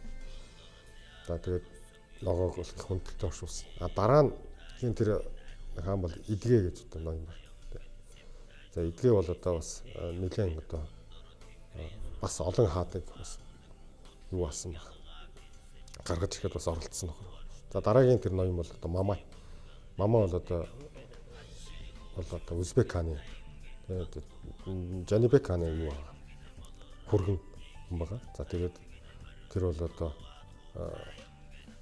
Куликовын талд 1380 онд одоо 80 оны 9 сард Куликовын талд за Оросуудад ялгагдчих. Одоо нэг тийм түүхийн одоо зөрчилдөөн төвийг тийм маргааныг одоо бас бий болгосон юм байна. Тэгээд тэр Куликовын тулдаанд Оросууд ерөнхийдөө шинэ Орос гэж хэл болохоор Оросууд маань эрхчлөөгөө олж авсан тийм монголчуудын дардлаас чөлөөлөгдсөн гэж яриаддаг. Энэ бол удлаа. 1380 онд юу болсон гэхээр 1380 онд Куликовын тулдаан болохоос өмнө процессыг ярих зүйтэл. Тэрний өмнө бол Алтан ордын улсад хаан ширээний тэмцэл өрнөж байсан. За тэр үед одоо Мамай чинь бас олон хүнийг хаан болгож гаргаж ирсэн шүү дээ. Бас ингээд тоглоол ингээд нэг хүнийг яг өөр алтан Мамай чи өөрөө ногооны ач тийм биш. Өөрөө алтан урган хүн биш. Тэгээд нөгөө сонгогдож чаддгүй. Тийм учраас одоо тоглоомын хаад их гаргаж ирсэн. За тэгээд тэрний нэг нь одоо Мохаммед Булак гэдэг тоглоомын хааныг гаргаж ирэх гэж оролцсон байт. За тэр үед хаан ширээнд мэдээж нөө Тохтомиш удаа суудсан байсан. Тохтомиш хаан бол яг түүгэнтэй анх удаа тэр ихэнд ярьжсэн цагаан орд одоо тий нөгөө орд хөх орд хоёрыг нэгтгсэн тийм хүн байгаа. Өөрөө бол хөх ордоос гаралтай хүн байна. За хоёр ордыг нэгтгэж гарч хаан ширээнд суусан. За тэр үед одоо Мамай бол одоо Тохтомишийг хүлэмжшөрөг. Чи бол Монголын хаан Алтан ордын зүчийн улсын хаан биш гэдэг. А тэгтэн яг энэ үед юу болсон гэхээр Мамай Оросуудад юу шаарт бичгээ авчихсан. Танаас надад татвар төлөө. За Тохтомишийн талд орж болохгүй. За миний талд ор гэж тий. За миний тэмцээний хаан болоход одоо хүчөөр гэж шаардсан мэт. За үүндээ түр үед Оросууд одоо хинд нь одоо тач туслахаа мэдхэн байсан. Монголд хоёр зэрэг хаан гараад ирсэн. А яг энэ үед одоо Тохтомиш одоо Мамайтай яг байлдхан тодорхой болж одоо зэрэг цуглуулсан. За Тохтомишийн тушаалаар бол Оросын Дмитрий Донский бол одоо цэрэг авч одоо Куликовын тал руу явсан. За мөн Монгол цэргүүд хамт явсан. Мамай болохоор бас өөрөө бас Монгол цэргүүдийг дагуулж Куликовын талд очсон. Ер нь Куликовын талд Пүтин хүртэл хэлсэн байгаа Оросын ерхэлд Куликовын талд монголчуудтайгаа байлдсан юм аа. Хоорондоо байлдсан. Тэнд Оросууд туслах чанарын үүрэг үүсгэсэн. Дмитрий Донский яагаад тэнд үхэн хөтлөө байлдаж өгөхөр Тохтомиш хаан тушаал гаргасан. Чи Мамайтай байлдаад хэрвээ ялд байгуулж ирэх юм бол одоо чиний чамаг одоо Москвагийн их фан болох чинь дэмжлэг үзүүлээд туслая. Их фан болгоё. Харин ялгдах юм бол чи угаасаа тэнд толгоогоо авчуулаад ингээд дуусна. Тэгээ энэ чинь маш том ширүүн тулдаан болж за нэг хоёр талаасаа нэг 40 мянган зэрэг оролцсон. За нэг 50 мянган зэрэг оролцсон том тулдаан болж. За одоо нэгсэнд бол одоо Монголын тэр Алтан ордын улсын хаан Тохтомишийн цэргүүд нэгсэндээ ялсан баг. Тухайн үед Оросууд дандаа нөгөө манай цэргүүдэд юу байсан шүү дээ. Аль баадаг байсан. Тэгээ Мамай ялагдсан байна. Гэхдээ Мамай ялагдчаад 1300 тэр 80 он Куликовын тулдаанд ялагдчаад дараа нь 1382 онд Калка голдоо дахиад хинтээ байлцсан байт. Тохтомиш хаантай байлцсан байт. Гэвч тэгээ дахиад ялагдсан. Тэгээ дараа нь удалгүй өөрөө авч байгаа даалуулсан. Куликовын тулдааныг орсож өгдөг гэхээр одоо татар Монголын дарлаа чөлөөлөгдлөө тий. Ингээл гэвч дахиад 1380-аас 1480 дахиад 100 жил болоход байж л ирсэн Монгол. 1480 онд Ахмад хааны үед бас Оросууд татвар төлөөлөө явж лсэн. 1512 онд Алтан ордны 1500 онд тэр Алтан ордны сүүлчийн хаанд хүртэл Оросууд татвар төлөөлөө явжсэн. Тэгээ Оросууд л энэ яг үндэсний бахархал одоо тий. Биднес ч одоо Чингүнжи амар санаагийн босдоо баг манжийн нөгөө юу гэ тий дарлаас бараг чөлөөлөгдсөн гэж ярьдаг. Яг тэрэн шиг тэр Куликовын тулдаан бол Оросуудын хувьд бол одоо амар санаа Чингүнжи болохгүй одоо тий нэг монголчуудын хүчрэг үед нэг нугсалж чадсан шүү л гэдэг тийм бахархал.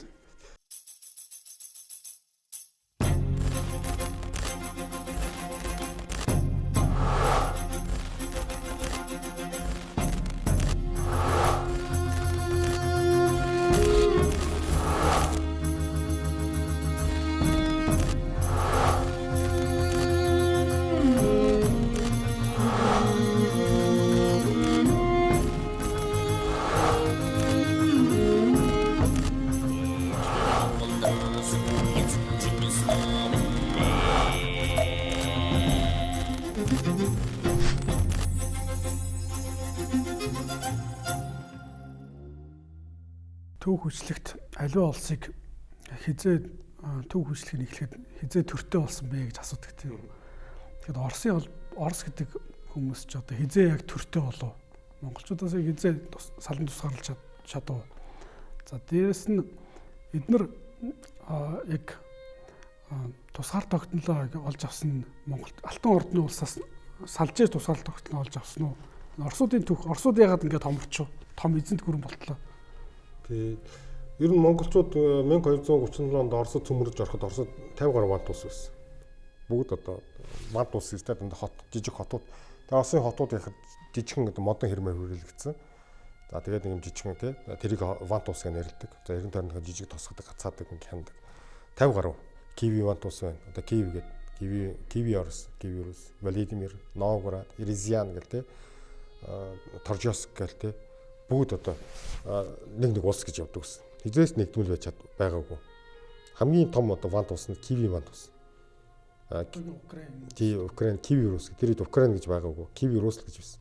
За Киви Русыг 1240 оны 12 сард Батмуханы зэргүүд очиж одоо буулгаж Кивийг бүр үгүйсэн. За энд бол одоо Оросын бусад вангийн зэргүүд бас оролцсон. За тэгээд Оросууд тэр үед маш их баярлж байсан. Яг тэр Кивийн вант улс мань маш эртнээс байгуулагдсан. Кивийн тэр вант улсын ингээд захиргаанд Кивийн вант улсын даралт байсан Оросын вант улсууд маш их баярлж. За тэгээд тэрнээс хойш одоо түүхэнд хизээч одоо Киев дахиж тийм голдох вант улс байж чадав. Харин тэрний оронд Владимир, Новгород, Москва гэсэн тийм Москва жижиг юм байсан. Жижигхэн нэг юм одоо модон хэрмээр хөвлөгдсөн. Нөгөө Москва голын ирэх дээр үл жижиг. За яг манайха Мошка голмол гэж одоо нэрлэл янз зэрэг одоо Мошка гэдэг яг үндсэндээ бол тэр чинь монголчуудыг очихоос өмнө одоо 1900 оны үед Юрий Долгоровский Москва голын эхлэлийг тавьсан шүү дээ. Москва гэдсэн нөгөө Баавга могоо гэсэн тийм Скандинав фин үг байхгүй. Тэгэхээр манайхан худаа яриад Москва гэдсэн Мошка гол гэдэг Москва гэсэн юм аа гэх юм уу тий. Яг Кремль гэдэг нь монгол үг л да хэрэм бай тий. Хэрэм за юу нэ Арабат гэдэг чинь Араб тахгүй. Арабт манай Арабтын зэрэг татвар гардаг Арабтууд байрлаж ирсэн зэрэг юм билээ. Манай нөгөө зэргүүд Москвоос ч нэг татвар авах та Арабт очиж байрладаг тий. Мороо ингэ тавиа байрладаг одоо өөрсдийн тийм буудалтай тийм удамжиг одоо нэг юу Арабат гэдэг хэлсэн юм билээ. Одоо хүртэл Арабат чинь хамгийн шамин тансаг гой бараа зардаг шүү дээ. Гэтэл монголчууд татвар хуваахтай худалдаачдаа дагуулж очиж тэнд 8 панц үсэргээд тэр гудамжтай. Тэрнээ дэ хөвчлэн ингээд аргатын гудамж авсараад Арабат болсон байлээ л дээ. Бүр Оросд өөрсдөө хүртэл түүхэнд байд. Тэгээд тэр Киви Рус мөхсний дараа Оросын одоо вант улсууд хоорондоо өрсөлдөж эхэлсэн байд. Тэн ноёлох вант улс болох уу. Тэгэл одоо Монголын хаан нар очтой нөгөө юу өгдөг. Авилга өгдөг тий хандив өгдөг татвар өгдөг. За тэгэж би ингээ Новгородын тодорхойл өгдөг тий Владимир тодорхойл өгдөг. Тухайлх юм бол одоо Новгород Батаны аян дайны үед нөгөө юу сүйтгэдэг баг ганц хот нь баггүй Новгород. Манайхаа очиж байгаа буцчлаа гэж ярьдэн штэ. Намаг шавг балчигтай болохоор монголчууд буцсан тэр л худлаа. Ягаад тэгэхээр тухайн үед Сит голын тулдаан болсон. Сит голын тулдаанд Оросууд тал бүрээс их орны хамгааллыг эцсийн том тулдаан хийж цуглуулсан өөрсдөө. Гэтэл Новгородх нь очив. Батханд харин жилж явуулж биднээс энэ асуудалд оролцохгүй. Хариуд нь одоо баг ямар одоо тий биднээс амлалт өгөх ингээд Батхан бол ерөө одоо таансын Сит голын тулдаанд оролцохгүй ингээд төвөөс гэх юм бол таансыг оролдохгүй. Зөвхөн татвар авчаал явна. Цаашдынхаа хөгжил чинь одоо тус нэмэр болно гэсэн. За тэгээд Новгородоос бусад бүх вант улсууд оролцож Сит голын тулдаанд Монголын одоо бордоо шанжин ялгдсан. За тэрнээс хойш айлч одоо вант улсыг сэргэж одоо ганцхан Новгород дахиад 200 жил хөгжсөн юм. Тэгээд 1480 онд Уграа гол дээр за Оросын одоо 3 дугаар яваа за Алтан ордны одоо Ахмед хаан 2 он том дайм болох шахсан. За энийг бол түүхэнд Уграа голын сөрөн зөксөлт гэж яддаг. Уграа голын сөрөн зөксөлт гэдэг нь голын наад цаанд хоёр тал харилцан их буугаар буудалсан шүү дээ. За тэгэж яг байлдах гэж юм үгүй юм шиг ингээд нэг хадснаас ингээд хийнээс эмээгээд байж атал Алтан ордны усад Сараа хотод төрийн иргэд гараад Ахмед хаан зэрэг авсан. За үүнийг Оросууд юу гэхээр Татар Монголын дарлаа шүлгэлт эхлэл байна гэж үзэж байгаа. За үндсэндээ 3 дугаар явны дараа 4 дугаар яваа нүүл одоо Орос 1500 оноос жинхэнэ одоо төртөө усулж за 4 дугаар явж анх удаага цайр одоо тий Цезар цайр одоо хаан гэдэг цол эхэлж байгаа. Эндээс л Оросын төрт ус Яг бол эхэлж. За дөрөвдүгээр яваа маань догшин дөрөвдүгээр яваа маань өөрөө татар гаралтай. Тийм юм гэсэн. Ер нь одоо Оросын төр тус байгуулсан түүх нэгдсэн түүх гэвэл 1500 оноос эхлэв ингээл. За тэгээд Алтан ордны улс зөчийн улсын маань бууранд доройтгуулсан шалтгаан юу вэ? Энэ хаадуудынхан одоо бодлогогүй үйл ажиллагаа байв уу? Угаасаа ингээд үндэсний цөөнх монголчууд ингээд уусаад алга болсон уу? Яасан? За энэ Алтан ордноос мөх болсон хэд хэдэн шалтгаан байна л да. Нэгдүгürt төрийн докторгүй байдал байна. Маш олон хаан солигдсон. 20 жил 25 хаан солигдсон. Нэг жил бүр 3 хаан одоо тий. Бүр зэрэгцэж хаан болж ирсэн. Тэр хэрэг одоо улс орн хямар сөнж ирсэн. За дээр нь би банк гэдэг энэ төр цэргийн чадварлаг бодлого одоо байхгүйсэн. Төр нь хүчтэй байх юм бол цэргийн бодлого нь хамт тий хүчрэг байж дээ. Гэтэл төр нь хямраад ирэхээр цэргийн бодлого нь алдагдаж. За нөгөө довтлоо ер нь Алтан ордноос гадны довтгоон бол мөхөө шүү дээ. Дандаа хоорондоо үзээдсэн. Тэгж одоо Алтан ордноос дайрдаг солиотой хүн ч байх. За яг Долдон төмөр ирж одоо 1595 он үед ирж тогтмол шанаг бус зогч Алтан ордноос ерөнхийд нэг сулруулж явсан. За тэр бол нэг бас нэмэр болсон. Долдон төмөр тогтмол шавар бол баг ах トゥ шиг байсан байж байгаа хоорондоо бас Монгол ингээд хагаралдаад тэгээ Алтан ордноосыг Саран хотыг төмөрд дээр өмчиж ингээд яваад гисэн. За тэгээ ер нь хамгийн нэгдүгürt бол төрийн докторгүй. За хоёрдугаарт хоорондын нэг алдцдаг тий. Гуравдугаарт хүн ам хит стамц. Монгол гэдэг нэг анх түрүү ярьсан та 4000 өрх нэг 8 нөгөө монголчууд маань байхгүй болсон. За тэр монголчууд гэдэг юм дотор нь зүгээр одоо нөгөө мангуудууд, татарууд, найманчууд, хэрээдүүд тий. Ингээ мэрэгдүүд ингээ маш олон байсан. Тэрнээс бүгд уусаад одоо Казахстан руу шингэсэн. За тэгээд тэр нөгөө монгол хэлээ мэддэг хүн байхгүй болсон. Одоо Узбек ханын үеэс эхлээд ерөөсө монголоор ярьдгүй. Гадаадын тэр юу байдаг шүү дээ нөгөө жуулчдын тэмдэглэл байгаа.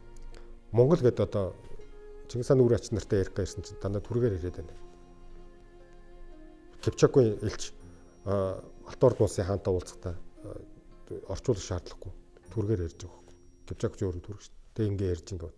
Тэгэхээр одоо нэгдүгээр үндэстэн гэдэг маань өөрөө үүх түүх соёлоо алдаад гэдэг. Өөрийн гэсэн соёл байхгүй. Хэл байхгүй нөгөө биднес хэл мал хэл гурав байхгүй. Хэлээ алдсан. За тэгээ дээр нь хэд их исламжууд ирсэн. Тэгээ нөгөө Монгол гэдэг юм үлдэх юм байсан. Цэргийн зэвсгэл төртөл өөрчлөлт гарсан шүү дээ. Одоо биднээс энэ элт чинь хүмүүсийн орос махир байгаагүй. Ийм одоо шулуун элттэй байсан. Гэтэл Бирхан энэ Узбек хааны үед ирээдсэн биднээс махир элттэй болсон. Араб маягийн, Дамаск маягийн тахир элттэй болчихсон. За тэгээд хувцсанд угсаатан зүүн за яг ингээд түргсэж байгаа. За хувцсан дээр бас ингээд өөрчлөлт гарсан. Цэвэр одоо түрэг маягийн хувцс өмсөж ирсэн. Юу Монгол дэлмэл байхгүй. Дандаа исламын хаж нөмрөх ингээд нөмөрч байсан. За энэ маань ингээд юу болчихж байгаа. Улс ингээд мөхөх. За хамгийн дараагийн юм тэр одоо улс ингээд эдийн засгууд юу сүрд өртсөн. Үйлдвэрлэгч биш. Худалдааг их шүтсэн орн болсон. За тэгээд худалдааг их шүтсэн маань өөр аяндаа ингэж одоо сулранд ороодох үнс. Улдааны замыг бол дуртай үед нь хаадаг болсон. За мөн дээрэс нь худалдаачтай аюул байдлыг хангаж чадах юм байсан. Хуучин бол одоо энэ ярьдаг байсан шүү дээ нөгөө хар орноос бараг Багдад хүртэл толгоон дээр сартаалтай байх хинч дээрмдгүй. Тэр утгаас сараа руу бас хар орноос сараа руу одоо ингээд толгой дээр бас ингээд алтай барай явахад занд нь ямар ч хүн дээрмддэг байсан. Гэтэл одоо тэр ажиллагаа үгүй болж худалдааны нөгөө хин аюултай дээрмтэй газар худалдаа их өвдөр зогссон. За дээрэс нь хитрхи их одоо ноёдууд ирэх мэтлэг өгсөн. Засаглалын хямрал болсон. За ногоон хорд те ногоо ихэл өөрийн гэсэн хорд гаргаал. За дээрэс нь Астраханы хаант ус, Казаны хаант ус, Касимийн хаант ус, Сибирийн хаант ус тэгэл одоо Астраханы хаант ус гэл бүр ингээд Крим хаант ус бүр ингээд задраа явчихсан. Яг үндсэн нөгөө Алтан орд ус мэл байхгүй. Юу ингээд нэг харахад Астраханы хаант ус. За хажуугт нь Касимийн хаант ус. За Казаны хаант ус.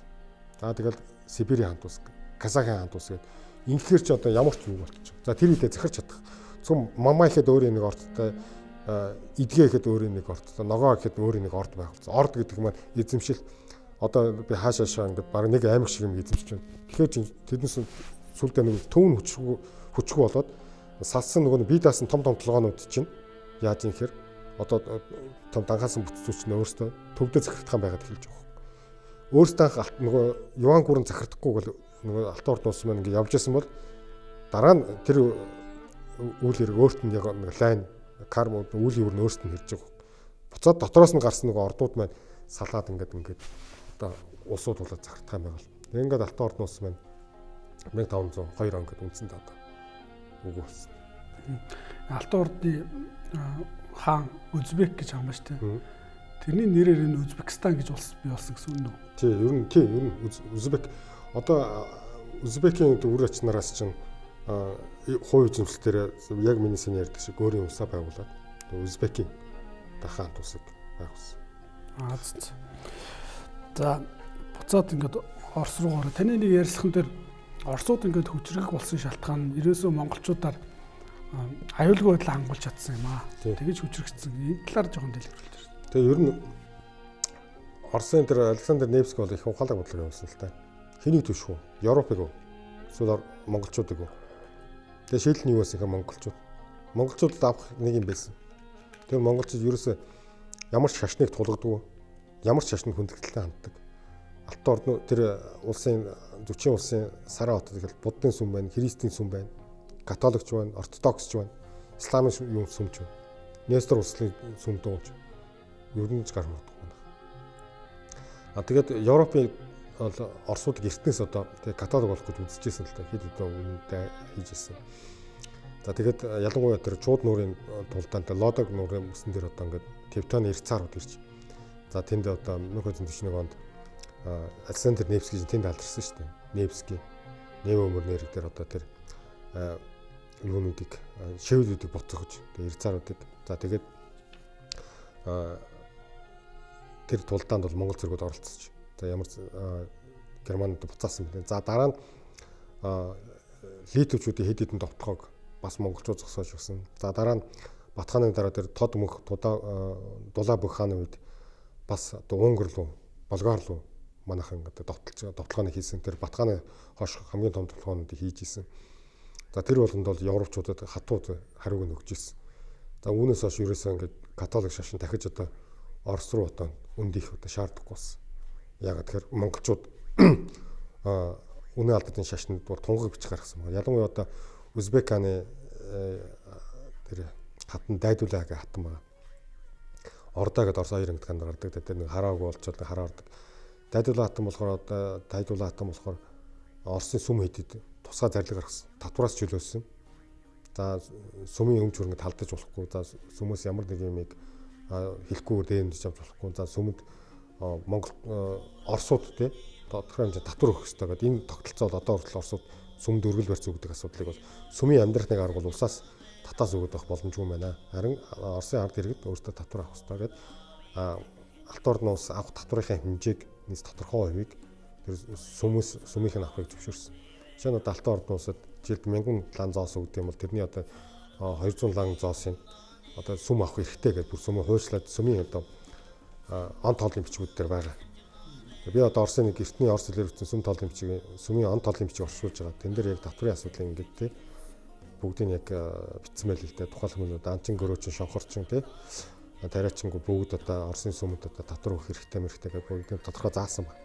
За энэ бол одоо шашны хөгжүүлэх асуудал дээр маш том одоо төлөв болж байгаа. За энэ мэтээр явбал одоо тэгэл аюулгүй байдлаа хангаж чадж байгаа юм чинь тэр мөнгөө эдийн засгт эргэж орлож тийм хөгжилтөө. Одоо жишээ нь нэг литвчүүд юм Литванаар ч юм уу эсвэл одоо Германы эрдцаарууд дайрлаа гэж бодоход монголчууд зэрэг авчиж өгдөг. Тэгээ ямар ч тэнийг хүн тэгээд Монголын тэр алтан ордын улсын зэрэгэн тайрдаг айдаг гэсэн. Яг тэр тухайн үед маш хүчрэг. Тэр үед Оросууд ч монголчууд хамт Кавказыг байлдан дагуулж маш их ол засаг авч ирсэн. За мөн Юан гүрэн лөө бас ингээ орц зэргүүдийг бас явуулсан. Ер нь тэгээд хүмүүс ингэж ойлгодог байхгүй. Батхааныг Оросын газар нутаг дээр тий одоо байгаад баг Орос тосгонд ортлоо ороод тий нэг Орос бүхнийг татаж хангаагаал тэгэл Оросуудыг сайн маажил Монгол цус гарнаа гэх энэ бол судлаа үг. Хэдэж монголчуудын Оросуудаа холдож амьдраагүй. Оросын газар нутаг чи одоо Москва тэр хавил байсан. Тэрнээс наашиг бол ямар ч газар нутаг болчод бол Кипчакийн талд. Кипчакийн нутаг байхгүй тэр чинь. Тэнд Кипчак, Булгарын нутаг дээр монголчууд амьдарч ирсэн. Тэр үед Кипчак, Булгар ч Оросоос илүү өндөр хүчтэй баг 150 хоттой. Тэр том хотууд чинь тэр Бильяр одоо тэр хотууд чинь одоо Булгариг хотууд чинь манай Алтан ордын улсад ирсэн байхгүй. Тэр чинь эвдэл сүйтгээгүү. Дараа нь татвар авах хэрэгтэй гэдэг. Тийм учраас одоо аюул байдал хангаж ирсэн болохоор ямар ч одоо Европын нэг тийм том аян дайм бол монголчууд байхад юусэн болов. Алтан ордны хамгийн сүүлийн хаан Ахмед Шейхийн хувь заяа их бүрхэг байдаг шүү дээ. Энэ талаар судалгаа өгдөг. Энэ яг Алтан ордны улсын сүүлийн хаан мөн үү? Энэ талаар. Тий яг би нэг Шейх Ахмадын тухай нэг өгүүл биччихсэн ба. Тэгтээ их нэлээд судалж ирсэн. Тэгээ Шейх Ахмад бол одоо тэр миний түрүүн ярьсан 1480 оны Уграа голдор байсан Ахмед хааны хүү.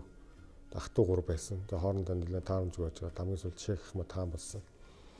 Тэгээ Шейх Ахмадын хувь заяа их эмгэнэлтэй л дээ. Ер нь хүчгүй болж эхэлсэн. Өөрт нь хянагдаг юм гэж мэдсэндээ байхгүйсэн. Одоо тухайлбал Монгол төрш авах бол одоо Монголын лигдэн хаан зөвхөн цахрыг л одоо хянжсэн шүү дээ. Тийм цахрын лигдэн яг тэр шиг одоо Шейх Ахмад зөвхөн тэр нэг Сарай хотын нэг 90 тойрныг л хянжсэн. Төв ордыг л хянжсэн. Их орд гэдэг бол үндсэндээ багассан байсан. Тэгээд Шейх Ахмад дараа нь тэр Шейх Ахмад ер нь Алтан ордоос Кремийн хаанд тус мөхөцсөн л доо. Тэгэд Польшууд олзлоод авсан билээ Шейх Ахмадыг. Гэвч одоо нөгөө яагаад ч юм халаагүй. Яагаад гэвэл тухайн үед бас Алтан ордны улсаар дамжуулаад одоо тэр Шейх Ахмад хаанаар дамжуулаад Польшууд Оросд бас нөлөөгөө тогтоочих гэж бодсон юм шиг. Тийм учраас толгойн зураг маань нэг хадгалсан. Дээрээс нь Кремийн бас хаан бас авахыг хүссэн боловч өгөөгүй хадгалаад байсан. Гэвч дараа нь Алтан ордны улс одоо өгөөлж 1502 онд тийм ингээд Кремийн хаанд бас буц өгсөн дараа 1510-ад оны орчим хэнийг Шейх Ахмад буцаасан байт юм бэл. 21 сулын явсан. Ямар ч ирэх мэдлгүй болсон үнтэй яах вэ? Гэвч одоо сүүлд ганц хоёр мэдээгээр бол хүүтэн хаанд Астраханы хаанд улстай хаанчилсан гэж одоо яриад байгаа. Гэтэ Алтан ордны улсыг 1502 онд мөхсөн гэж бас тооцоолохгүй. Яг тэгэхээр түүнээс салж гарсан үргэлжлэл улсууд байна шүү дээ. Кремийн хаанд улс, Астраханы хаанд улс, Казаны хаанд улс гэх мэт эднүсэн бол яг Алтан ордны улс үргэлжлэл. Саяхан таны хэлдгээр Оросуудыг сайн майжвал Монгол бол нэг шудлаа гэж ярьчихсан тийм үү? Тэгэхээр бас зарим төв хүчлэгд бас Оросын тийм язгууртнаас ихэднүүч гэсэн ерөнхийдөө өөрсдөө Монгол цустаа гэж хүлээн зөвшөөрдөг. Тэгээд тэр Борис Годунов, за Догшин Иван, Лев Толстой, Романовын ч бол Оросод болчихсон тийм. Гэхдээ бас холилдсон гэдэг байгаа. Тэгэхээр энэ язгууртнуудын тунд аюул их холилж ирсэн юм шүү. Дээрээс нь энэ чинь язгууртын дунд холилж ирсэн. Тэрнээс нийт хүн амын одоо эгэлж ирэнтэй нийгмийн дунд бол холдоогүй. Манайхан марыг тэгж болоод байгаа. Оросын одоо тосхон бол айл руу ороод хүчээ хийгээл Монгол зэргүүд яваал те. Хүчиндэл тэгээд ингээд юу атсан байна. Монгол цусыг үлдээсэн биш. Харин яагаад тэднээс язгууртнууд Монгол цус холилж өгөөд нэгдүгээр тэднээс чинь эрх мэдэл авахын тулд Монголын зөчийн улсын алтан уугийн охинтой мөн хүүтэй хүүгээ мохно гэрлүүлдэг. Энэ нь маш том давуу тал. Тэр байтугай Оросын одоо вангуудын одоо ордонд монгол хэлний хэсэг мод болчихсон. Яагаад гэвэл Монголын хаанаас тэднээс чинь нэг Оросыг захирах батлаг эрхээ авдаг. Тэрийг авахын тулд заавал монгол хэл сурсан байх хэрэгтэй. За монгол хатантай байх хэрэгтэй. Монгол гүнзтэй болсон байх. Монголд худ урвалсан байх хэрэгтэй. Энэ бол бас нөгөө нэг итгэлцлийн баталгаа.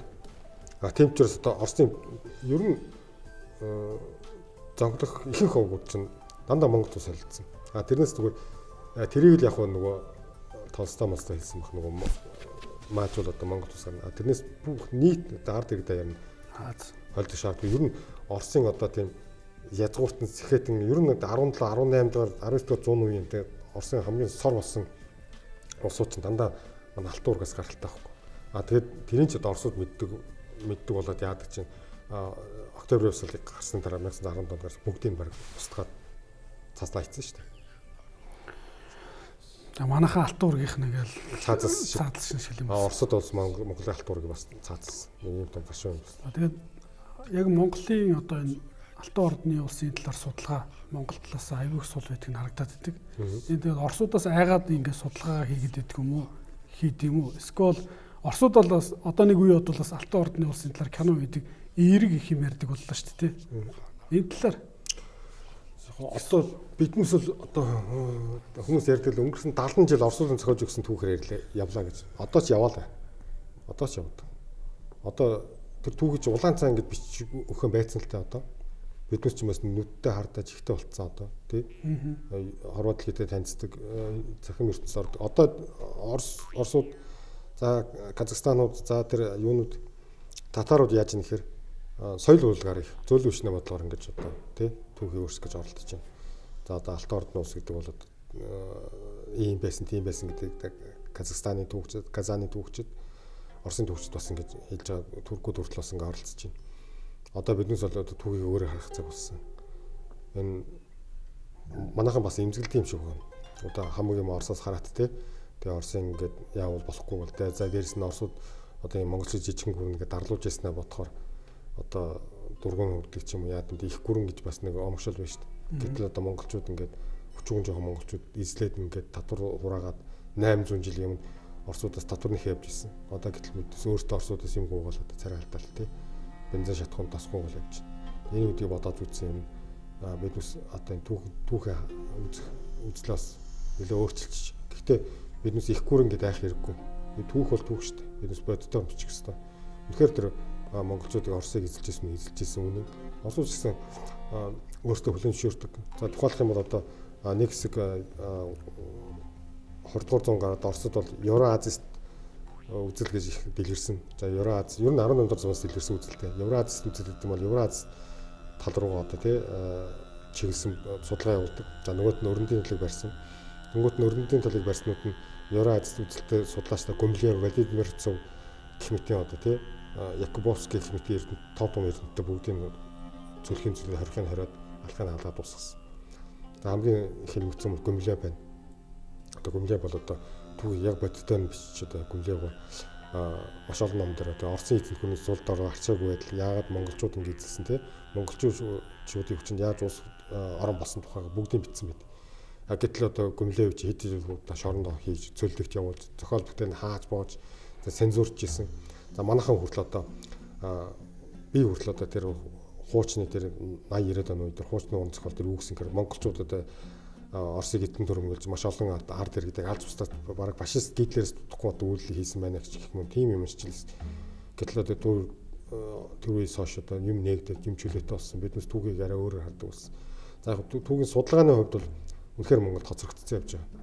За номот зөвгөн хамгийн сүүлдгээр одоо Монгол Улсын их сургуулиас гаргасан одоо эзэнт гүрний 5 ботын нэг нь зөрчийн улс энэ бол цаашилтай. За Монгол түүх одоо угсаатан зөв хүрээлэнгээс гаргасан бас зэрэг гаргасан бас Алтай ордын ус гэдэг ном байна. Гэтэл ном гарч байгаа нэг цаашилтай. Гэхдээ энийг одоо өргөжлүүлэн судлах хэрэгтэй.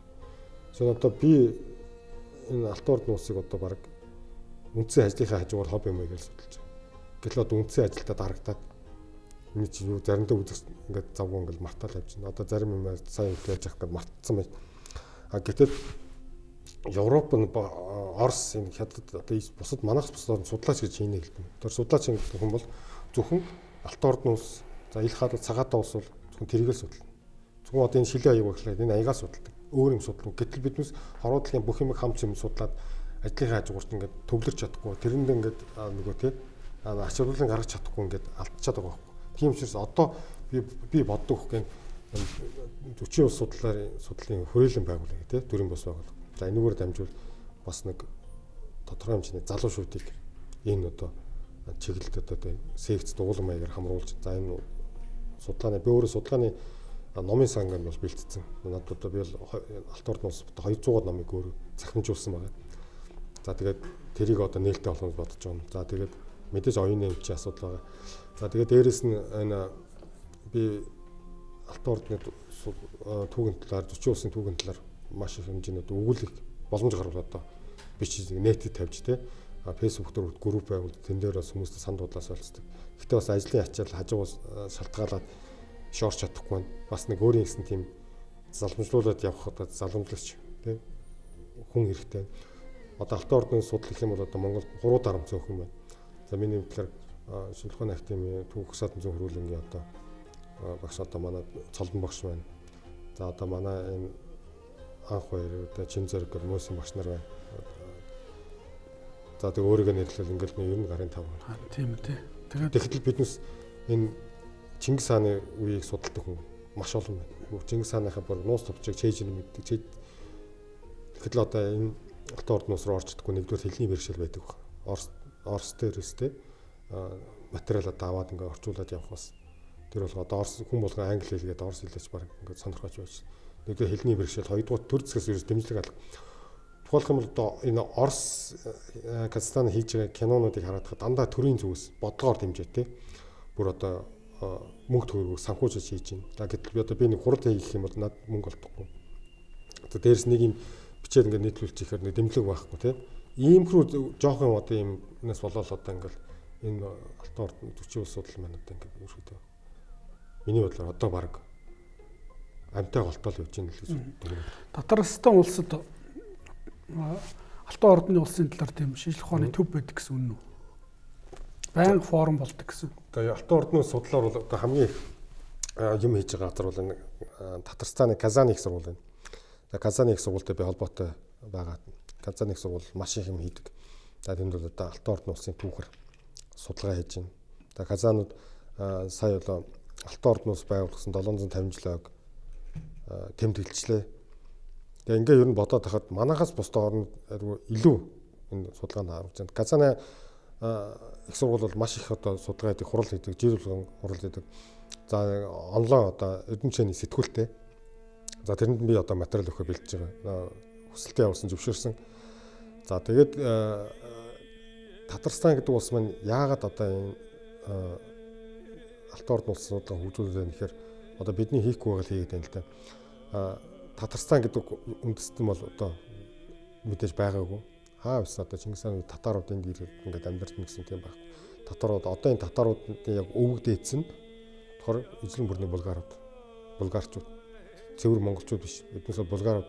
Би юу гэж нэхэр Татарстан болоод татар гэсэн нэрийн дор эсэг булг улсуудад нэгдэж энэ явсараа улсыг байгуулсан. За энэ бол цэвэр одоо